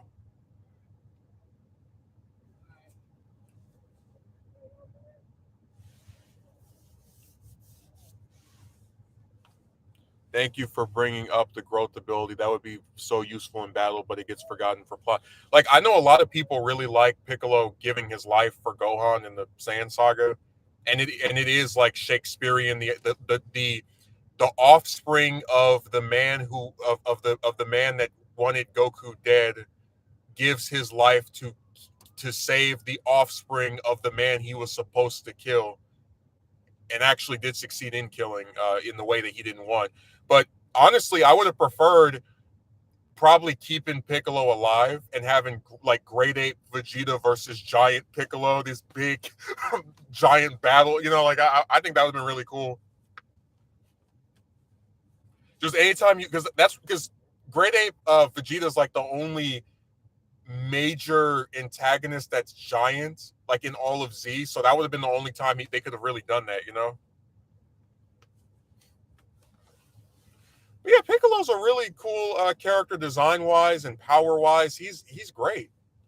Um, I mean, I like him more than either Goku or Vegeta. Same thing with Krillin. Same thing with Gohan. I mean, it's they all have different abilities and powers and respective arcs, and they get pushed to the back burner to keep up the same two characters that I'm just kind of sick of at this point.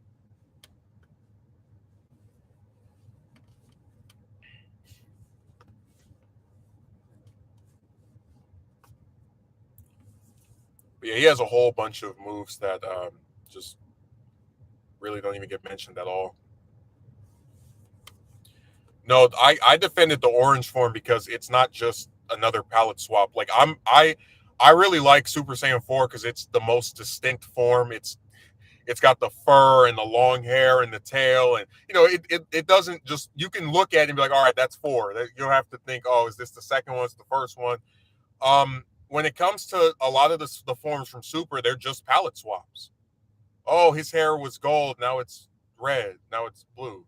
Now with God, they tried at first to be like, oh, well, he's taller and whatever. But I'm just saying, like, I really appreciate Orange Piccolo both because the design is fairly distinct. Like I could draw it in black and white and you would know what it is immediately because it doesn't just look like any other form. As far as like another palette swap, and also because I'm glad Piccolo got a form. I'm very happy about that. Now, of course, I'm sure Toyotaro's probably going to ruin it and barely use it, or have it job to whoever to make Goku and Vegeta look strong. But still, I'm happy that they gave him something. Like, for as bad as the current crop of Dragon Ball stuff is, I'm glad I'll always be able to watch Superhero and read a couple chapters in the manga and have my Piccolo fix. As bad as this new crop of stuff is, at least I'll always have that. And of course, we'll always have Z, and the last arc of the original series as well. So it's he's just a character who really should be used more, like in everything Dragon Ball related, in my opinion. Like him, Gohan, Krillin, like it's sad. Because like I said, there's just an incessant desire by Toyotaro to just focus on the same 2 characters over and over with his stale series. Let me read what you wrote. I legit feel like Toriyama's age is getting to him, and he literally forgets his own lore. Oh yeah, definitely. But I would also say this: he wrote Dragon Ball literally over 20 years ago, almost 30 years ago. In a few years, it will be 30 years. So part of me is kind of a little sympathetic because it's been so long. And, a lot of these creators, they don't, you can infer, probably don't just go back and read and watch their own stuff just for, the heck of it.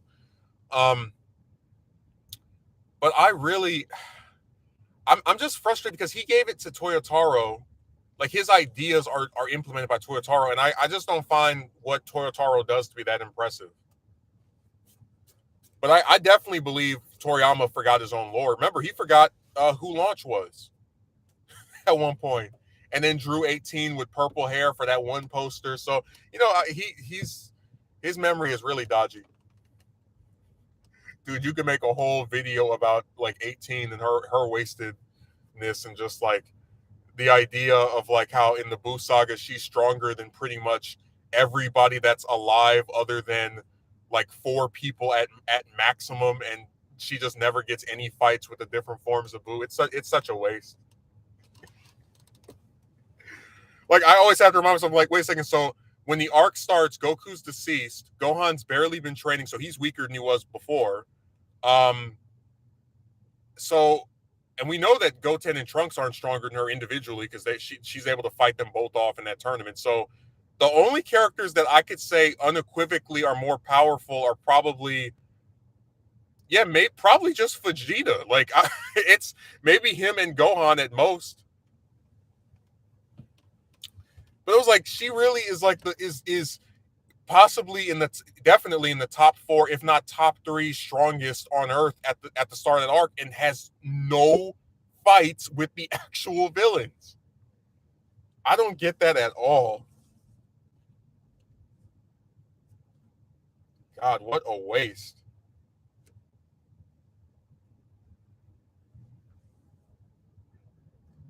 Toyotaro's direction is borderline fanfic level. You know what? You can hate on fanfics all you want. I know that I've written some stuff that gives attention to characters that the series ignores now. But again, you got to really get upset with Toriyama because he gives notes that are not that descriptive that allow Toyotaro to just do whatever he wants in between.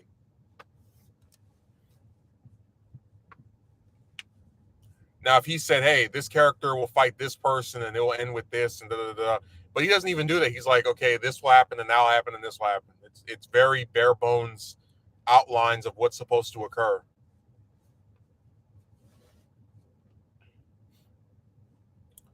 It's not really that detailed, is what I'm getting at. But really, the only Dragon Ball content that's been fairly consistently good is probably the games, and even those are like pissing me off sometimes. Like, Fighters came out with one of the worst rosters for any fighting game I've ever seen, with only like a handful of, I think it was like 12 characters or something, just 20 something, whatever. Um, then Xenoverse 2 is on its like 15th or 16th DLC pack. And Kakarot is another game that's obsessed with Saiyans. Although it's got some DLC, so maybe I'll go back and play it for that. Because they're talking about doing the original. I'm forgetting if it's the 22nd or 23rd, but okay, it's the Piccolo Junior saga. They're talking. They're going to adapt that in the DLC, and I'm really curious about that because the actual original Dragon Ball has very little video game representation. So I didn't want to diss fan fictions as a whole, just the cheap kind that throw a bunch of transformations and play favorites with characters.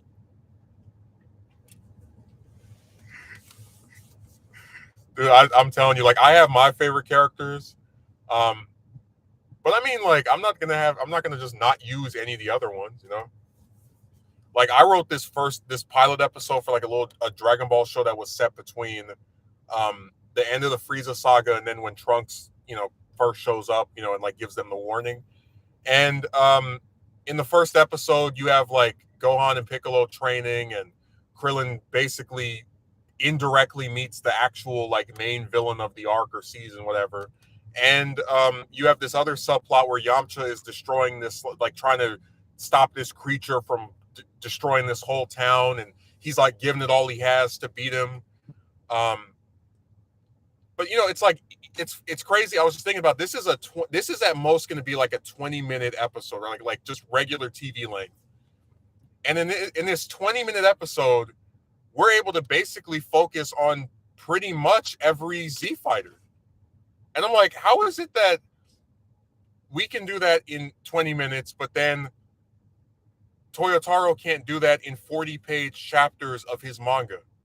Like it's weird to me. Let me see. And that's a series that rarely anyone talks about. Unfortunately, it's such a shame because it honestly has like one of the best writing in the series. Yeah, the original Dragon Ball is great. Very little filler, and a pretty. It's a series that matures. It starts off kind of goofy, but you see a lot of the core themes of Z like pick up during that.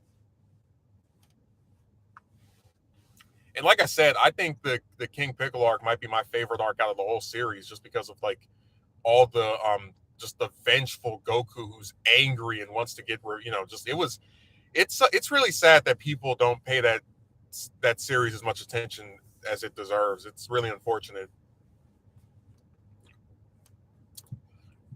Really, really sad.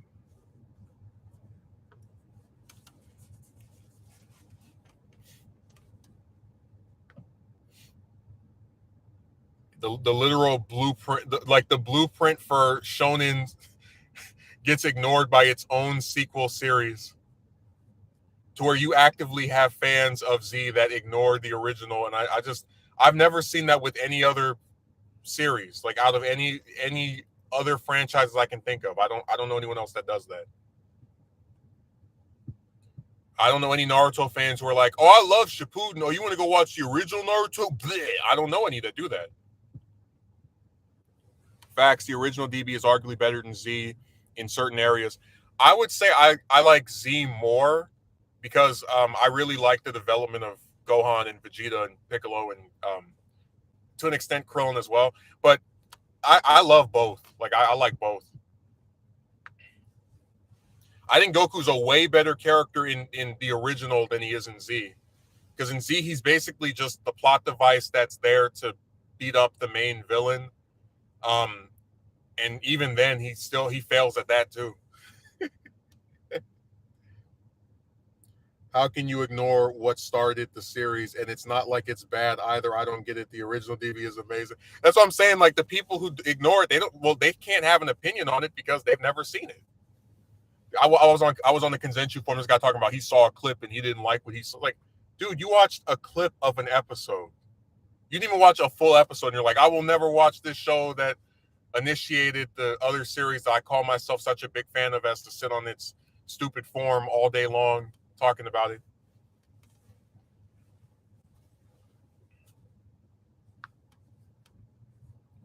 Yeah, I think a lot of fans are really insane for ignoring that series. I don't understand the logic of that at all. And I said this before, you will never see fans of any of these other shonens um, treat their stuff this way, this disrespectfully. You would never see it. So Dragon Ball fans are the only ones where all it takes to impress them is some power ups and sucking off the same like two characters and a bunch of lore building that goes nowhere. Like it's sad. It's a really depressing community to think about. All these power level videos and nobody really is concerned about telling a good story anymore. It's just surface level crap. Oh my god, Goku's hair turned pink.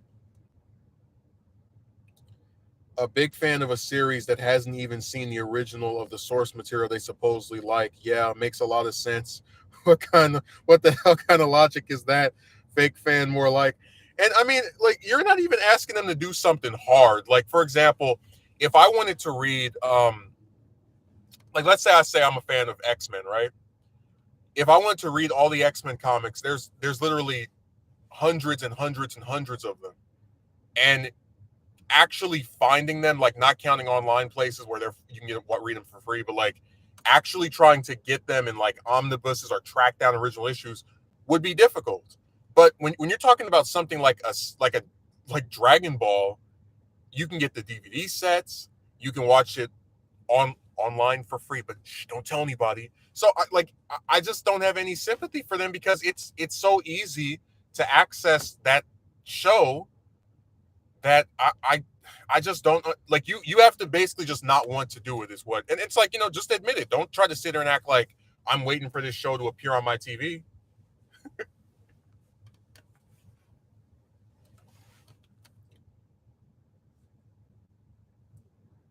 But the sad thing is those seem to be the fans that Toyotaro is catering to. I guess, but then some of the stuff he doesn't even make any sense to me. Like in Super, they bring back the Mafuba, a move that was important only in Dragon Ball. They have Arali in there, who was in Dragon Ball but not in Z. They have hell, when Goku goes to meet Frieza, when he's like at Fortune Teller Baba's palace lair, whatever you want to call it, he verbatim practices the moves he did when he fought his grandpa during the Baba arc in the original Dragon Ball. So you can say that, but Super has a lot of stuff that's in it and specifically there to pay homage or respect to the original Dragon Ball and not Z. So that's why I said that like these fans are really weird to me because even the stuff they like is saying, hey, the original is worth respecting too. It all started with this. Hell, in the Resurrection F, in the survival tournament, the tournament power, there's like 2 episodes where it's Goku and Krillin like training together, and you get flashbacks that are set during, but not actually from the original Dragon Ball with new animation, and it's supposed to look like the show. I mean, I'm just saying that like there's a lot of homages to that series that like the people who actually are making Super don't write off Dragon Ball as just disposable stuff you can skip. They actually care more about it than the fans do, unfortunately. I remember those times back in school that fans were only interested and obsessed with power-ups and transformations, having huge debates about who's stronger and power levels. Yeah, and that stuff I really don't care about. Like if I do this like series, right?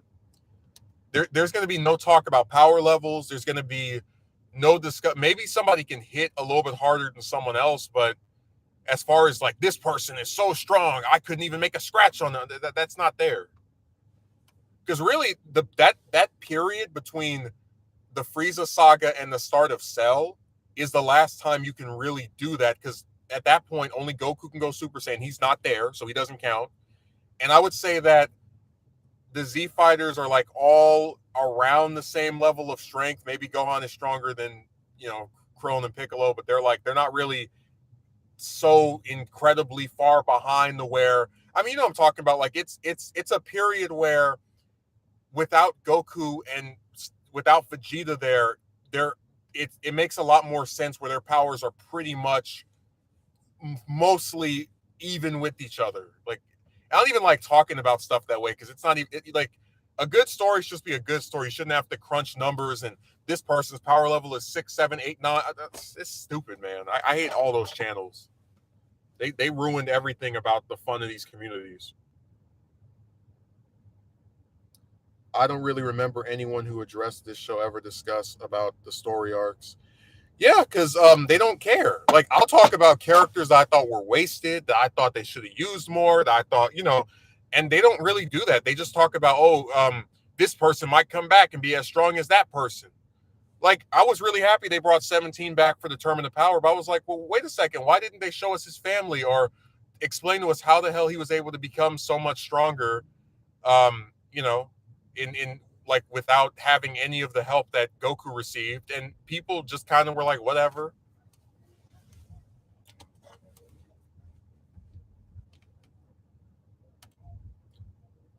Power levels have never been a consistent concept with consistent rules, so I usually roll my eyes when people start arguing. Exactly. And it's sad too because Dragon Ball Z, when it starts, is not about power levels. Like, and what I mean by that is Raditz is stronger than Goku and Piccolo, but they still beat him because they have moves, specifically the Makan Simpo, whatever how you pronounce it, especially in canon, that is powerful enough to defeat him. During the Vegeta fight, Goku is weaker than Vegeta, but he still has moves, the Kaioken, Spirit Bomb, whatever, that allow him to keep up and do very severe damage to him.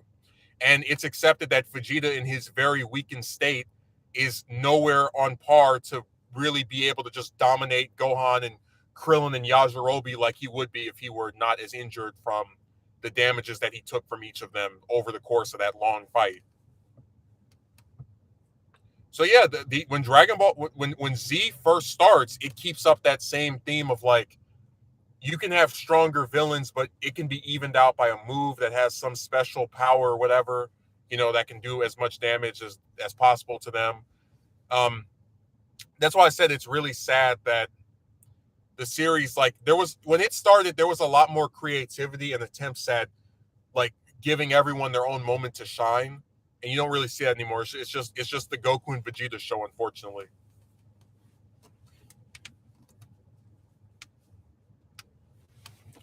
I find that concept so much more appealing, creative. Yeah, like what wasn't the Saiyan saga more entertaining than the Buu saga? Like wasn't it better to have a final battle where it looks like Goku is gonna fight Vegeta and beat him, but then oh my god, he failed. He didn't do it. The hero has failed. His son and his infant son and his best friend have to come and save him, and now everyone is contributing to beating the villain together, and they're all using their special specific unique techniques that only they can do. Isn't that better than hey, Buu is going to beat up Goku and Vegeta even though they keep turning their hair gold, and then we're going to all put our hand up in the air and throw a little ball at him? I mean, come on. Like, it's sad that like people they don't want creative things.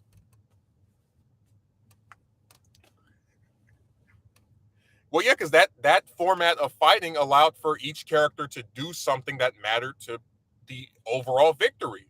Like Yajirobe not only cuts off his tail, which severely weakens Vegeta because he's weaker, out of grade ape form than not, but also does severe damage when he cuts him in the back too.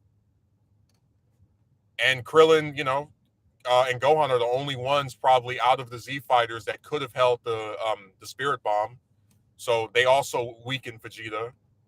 Not to mention Gohan turning into a great ape, which actually only happened because Vegeta made that artificial moon, so his own technique backfired on him. Again, more of that same Shakespearean irony that's in that particular arc. The old movies are underrated now. Well, that's because people they're like all caught up on the spectacle and oh my god, this movie is feature film length. Like I would rather watch Dead Zone than Broly.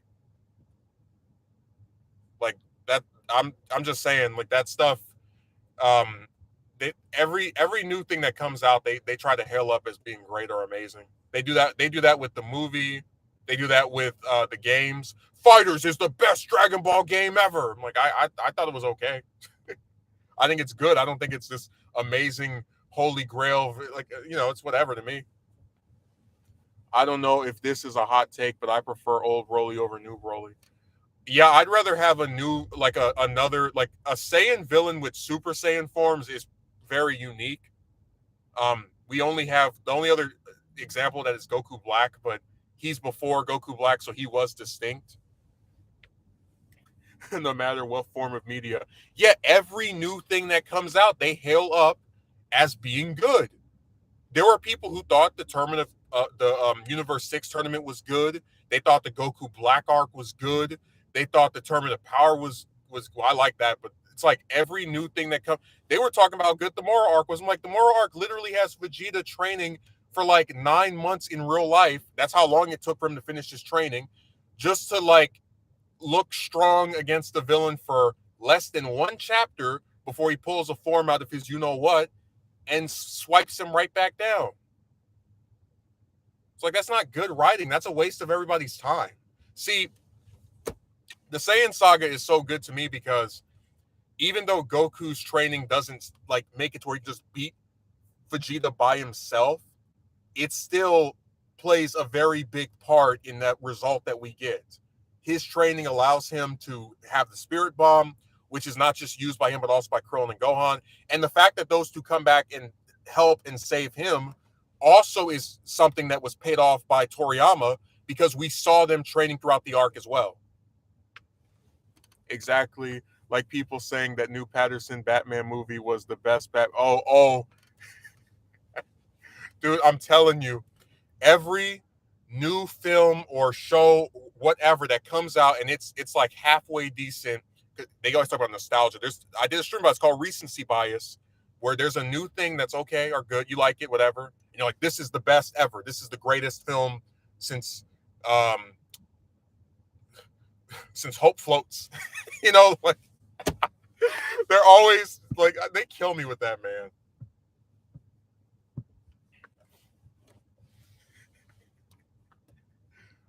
Dude, watch it be 10 years from now and they reboot the MCU and there's like a new Iron Man movie and they're like, this is the best Iron Man ever. Robert Downey Jr. was an okay version, but this is the true Iron. This person gets the character. Oh my God.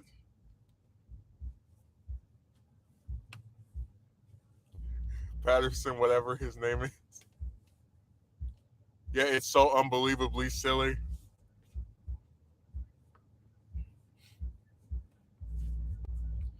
I mean, it's like I get liking something new. There's plenty of new stuff that comes out I like. But some of the praise that people like heap onto new stuff is just and like I guess the problem is every time something new comes out, there's a person that's gushing over it and talking about it in this way where like, wow, this is the best film ever. Never heard that before.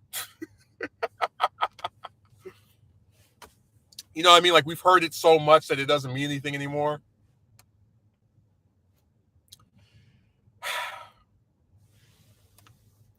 It's like the game console. They say it's the strongest console ever, but it's only for that time.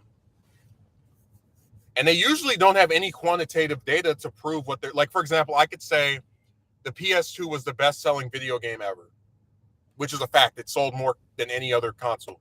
Does that mean it's the best console ever? No, but it is a fact that it was the best-selling ever. But I'm saying that like they like something, so they act like it's a like I'm just saying that like their stuff is not it's not really backed by any kind of data. They sometimes go as far as to even diss the original or older material after they claim how much they like the newly released. Well, isn't that weird to you that people who like the newer stuff feel like they have to defend it by trashing something that they claim they liked before? You don't think that's weird that like people who claim to enjoy a newer part of a series that's been released feel like the only way they can defend it is by saying something disparaging about what came before it? People fell in love with, oh God, I don't even want to mention that. Like I said, there's a reason he only got 2 movies. And a lot of that reason wasn't his fault, but still, Chasm 2 is one of the worst, in my opinion, one of the worst superhero films ever. But I don't want to get too bogged down in that because we've already discussed ad nauseum the problems with that portrayal and just all the stuff they were trying to set up in one movie and how it just backfired spectacularly. But what was I think I lost my train of thought. Came ruined it. I should ban Came. He messed up my good speech. Came ruined everything. Came destroyed my stream. Like I said, the first one is a decent, if kind of, because I didn't think we need to see the reboot, the origin twice in 10 years, but whatever. But the second one is just trash, man. Like, I'm not joking at all when I say I would rather let me think of a way. I'd rather ask out a woman again than watch that movie another time. Like that's that's how bad that thing is. If you said you can either watch TASM 2 or ask out just any old random woman, right? Just go up to some woman and ask her. I probably would pick the latter option. And I make it an act to just not bother with them. Well, I certainly won't be. It's hard to. Yeah, definitely. The only time I'm malleable to other people playing that character is probably when it's like a cartoon, because they have a whole bunch of voice actors, right? But like in terms of live action actors, McGuire's the only one I care about. And you know what it is? Like, because I was trying to explain this to people. I think what happened is that for a long time, there's like a whole bunch of these different Batmen, right? But like generally speaking, we have ones that we prefer over others. But really, like I don't know, like in particular with that character, I just don't associate any other live action actor with him besides McGuire. Like the other two are just kind of they're just there, you know? Like I don't watch the TASM films hardly ever, especially that second one. And I watch the MCU stuff fairly regularly, but I don't really bother with Homecoming or Far From Home at all. So I only saw the first one. I thought it was okay. I mean, it's just Sony. I'll put it like this. I have a higher opinion of it after seeing Morbius. But it's just Sony trying to hold on to that license as long as they can. It's just a cash grab, man. There was no creative vision. It made as much money as it did because it tricked people into thinking it was part of the of the regular Marvel stuff from the MCU. But it's okay to me. I don't think it's anything special. That's a great point. For 5 straight years and a whole trilogy, we only had one live action Spider-Man. Yeah, and that was why I was trying to say that I really have a hard time because like people when they're doing their retrospectives, they always leave out the fact that it wasn't just 3 comes out, some like it, some don't like it. Okay, reboot. I remember for 2 years they were talking about 4. Remember, third one came out in 2007. That means for all of 2008, for all of 2009, they were talking about 4. They were talking about continuing that story. They're going to pick it up again with Raimi coming back and McGuire and Dunst and J.K. Simmons and Rosemary Harris and maybe some other people that were going to join at other points. I know that they were talking about apparently bringing the actress that played Gwen back. But yeah, for 5 years, and really technically, if you want to really be technical, for 7 years, we had just one, and then they pull the rug up from under us. Oh, reboot. So, I mean, like I said, it's just something I've never really quite been able to move on from. Like I saw the first Tasman theaters, and then I didn't even bother with the second one. And it's kind of funny, all the behind the scenes stuff that was going on that we never knew about. Like I never knew up until this year that Sony actually considered, when they got rid of Garfield, bringing McGuire back and doing a whole new separate trilogy with him as a middle-aged version of his character from the original trilogy. So there's a whole like that whole thing of him coming back was eventually going to happen at some point anyway, because they were talking about doing a crossover movie between him and Garfield, which never came to fruition, but it still was something they talked about doing. Really, I just find it interesting that, like, from what we know about the behind the scenes stuff, we were always going to get him back eventually. My World Cry. Dude, I have so much like fondness for the idea of that movie. I literally wrote like 20 pages of a script for that thing. Like as recently as like in the last few months. That's how much I wanted that damn thing. But yeah, I guess with Batman, it's different because we've had so many iterations of, like, not even just talking about the voice actors, but like you have Keaton for 89 and 92, and then he leaves because he doesn't like the script for forever, and then he gets replaced by was that Val Kilmer? And you get him for one movie, then you get Clooney. And remember, all these movies are supposed to be in the same continuity with each other because they all have the same Alfred and Commissioner Gordon. So in 4 movies, you have 3 different Batmen. Then there's no movies for like 8 years. Then they do Begins, which has actually let me put it on this hand, which has, damn, I'm forgetting his name right now. Why am I'm really forgetting his name? Bale. Okay, I didn't want anybody to correct me. I felt embarrassed forgetting him. So you have Bale for 3 movies. So out of 7 movies, you have 4 different Batmen. Then you have Superman versus Batman, Dawn of Justice, and you have Affleck, and he's in some other movies, but I'm only gonna count one because that's the only one that has his name in the title. So now you have 8 movies, 5 different Batmen. Not Keaton, so many of them. Okay, so after he doesn't get his solo movie, then you get Patterson for the Batman. So now you have 9 movies and 6 different Batmen. So yeah, like Batman's a character where I don't have one person because there's so many of them.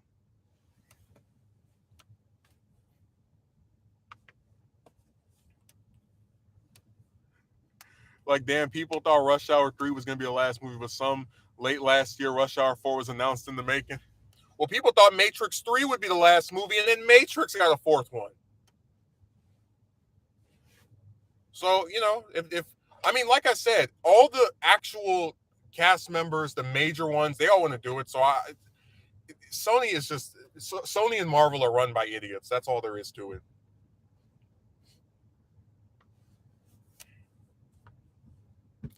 Because you had Holland saying he doesn't want to keep playing the character until he's 30, and we don't know when he's getting his 4th movie. So I thought they could, in the meantime, do a separate. And dude, like, what drives me crazy is DC is doing this. They're gonna make a new cinematic universe by James Gunn, where you've got Batman Part 2, which is Patterson again, and you have Batman, or I guess it's just called The Brave and the Bold, where it's somebody else playing them. So like we can have multiple Batmen on screen in different movies at the same time, but not Spider-Man? Really? Seriously?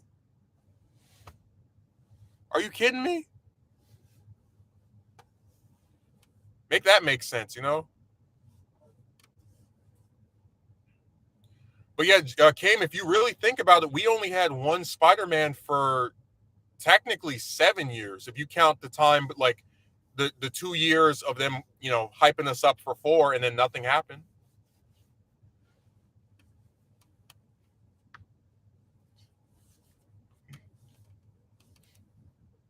Dude, I just keep thinking about that SM4 script. Like, you had Vulture in it because he was going to be in the actual film. Like, we know that for a fact. And he's like this horror movie villain with these beady eyes that just comes out and grabs people at night. And it's like he has this dream of wanting to become younger. And instead of it being that thing where he makes the other person old, he just reduces them to bones, like they're just gone, like they just get vaporized. And he's got this dark lair, and then Spider-Man finds, they get into this big giant brutal battle. Oh man, that would I damn, yeah.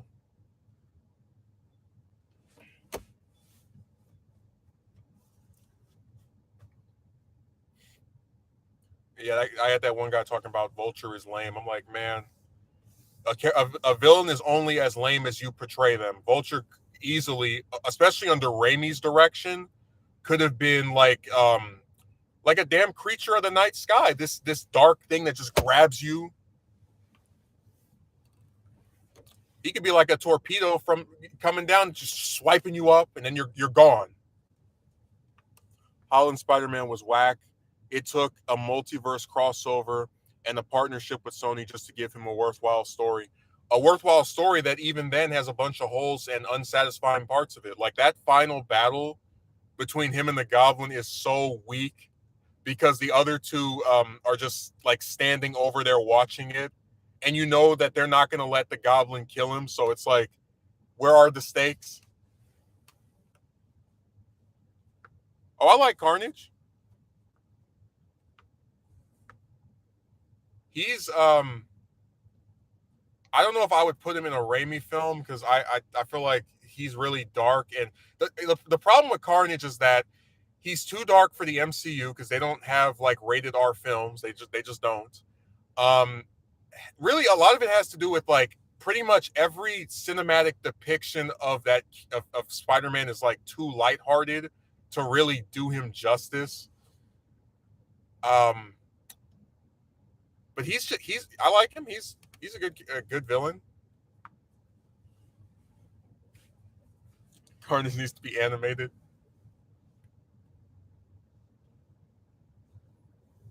I do like the idea of Ultimate Carnage, where it's just like this demon symbiote thing that possesses one of Peter's friends, and he has to like take them out to take out the thing that is a lot that is like using their body to go around destroying the city and taking lives itself. Like it's that's actually that's probably a version of Carnage that would work better in my opinion for like the Raimi stuff, for example, because the whole like thing about responsibility and having to like give what you want, even your dreams, like that goes along with that of like having a friend that's possessed by the symbiote that you have to kill to save countless other lives.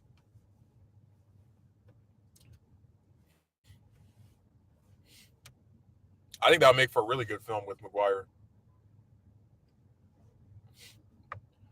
It's like I guess in my mind it would be fourth movie Vulture and Black Cat, fifth movie probably Lizard because it makes no sense to not have Lizard at some point. You had him like as a normal person in 2 and 3, and it never happened. It never paid off.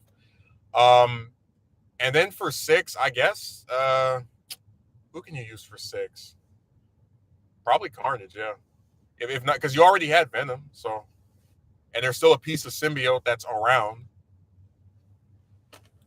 Yeah, I sure like that. I always found Carnage an intimidating villain. Him being implemented in a Raimi movie, God, I wish.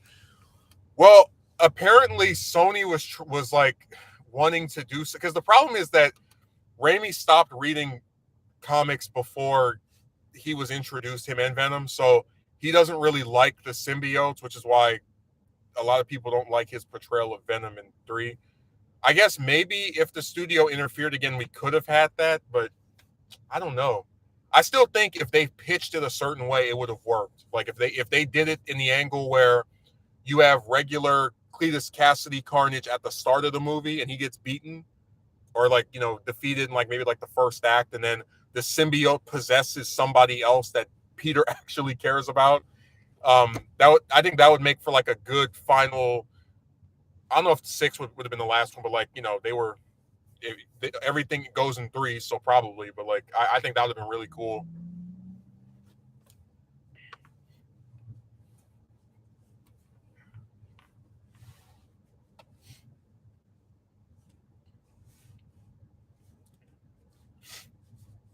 This guy was talking about, if we only had one Spider-Man, we wouldn't have had No Way Home. Like, dude, if it's very simple. All they have to do, if they want to have a movie that's like that but not really, is just bring back every villain from every past movie.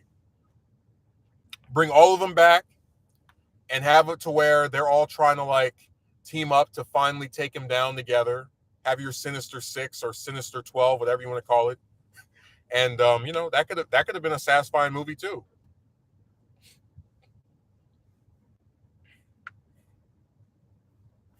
Like I said, I'll give up any of the films we had after 3 to get 4, because I don't think any of them, other than maybe Into the Spider-Verse, were worth. Which, by the way, I love that movie only makes references to the Raimi films. Like, there's nothing in there about TASM or any of.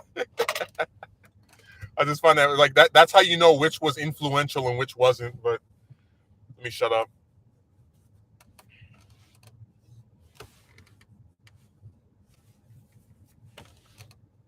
Uh,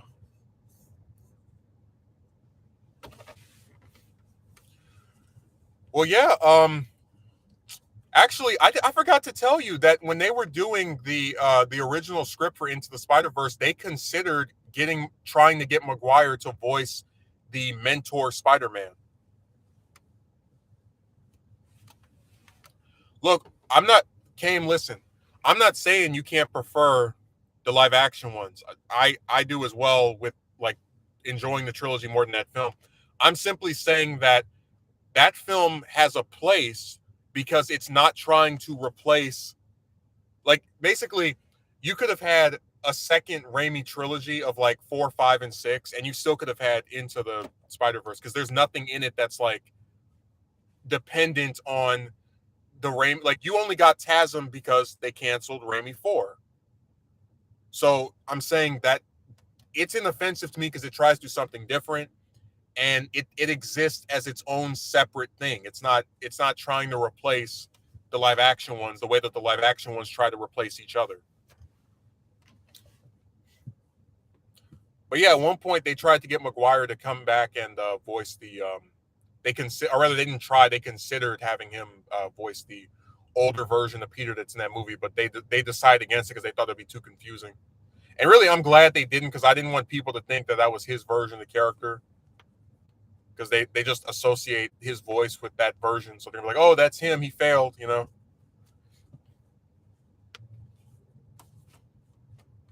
But yeah, Cam, I hope you don't think I'm trying to impose my views on you.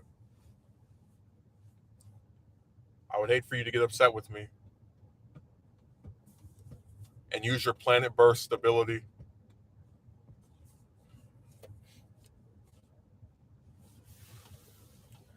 I want to try watching it tonight if I can. I definitely recommend it. It's a movie that has a lot of heart to it, and I think it actually has a purpose for existing, unlike a lot of other stuff. That's why people are so excited and also worried about the second one with their stated aim of having 240 characters. True, I appreciate that it doesn't try and replace the older films and just does its own thing. I hear Spider-Verse getting a sequel. Yeah, in June. And then the third movie will be out next year.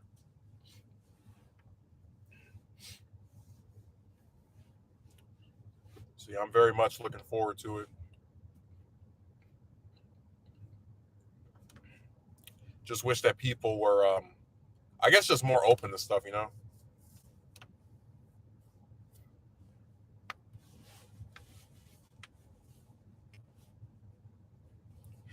I remember.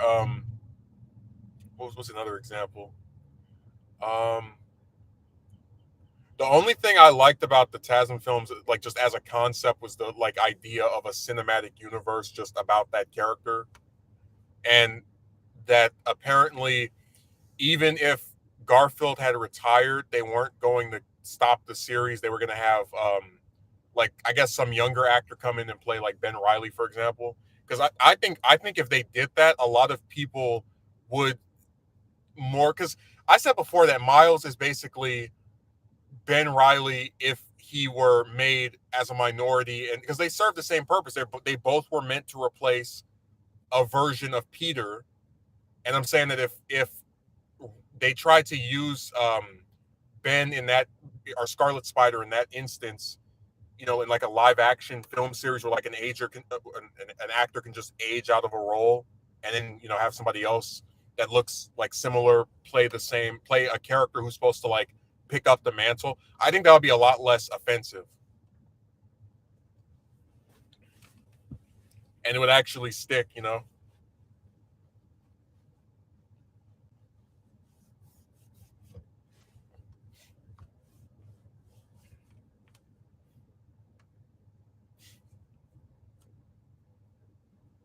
I'm just imagining that like there's some alternate universe where TASM 2 wasn't, and they did a third one, and either the third one bombed and they reset anyway, or they actually like got to their fourth movie, and Garfield was like, "All right, I'm hanging up the hat," and then they have this like new person play Scarlet Spider, and they and then like Ben Riley gets a whole bunch of attention and focus out of nowhere. He really is like an interesting character that Marvel just wasted so much.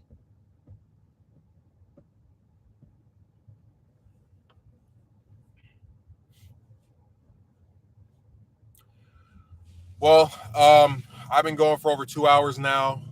So I think I've worked enough for today. I treat it like it's a job, even though I don't know any jobs where you only work for 2 hours. Off topic, but I decided I checked the movie Megan. I usually can't, but I enjoyed that one. Um, Here's a good question: which would you consider better, TASM 2 or more, or more BS? You know what? Um, if I could pick one, I really might pick Morbius because at least people know that that film is not good, and it's like that film does have a pretty decent performance by the main villain, and it's also like there's no one saying make a second one like as a serious thing. So I probably would rather have that. Like I don't think either one is good, but one is. And actually, you know what? Morbius is fresher because it's a character that we've never seen in live action before. So I probably would pick Morbius. But anyways, I'm gonna get off of here. I've been going for over 2 hours now. I hope you enjoyed the stream. Thanks for showing up, Megumi, Kame, Grand Zeal. When I say Kame, I'm talking about Kame Kakra. I don't want to say your full name because I don't want to mispronounce it and have you get angry at me. Akatsuki Merchant was here earlier. And have a good rest of your day.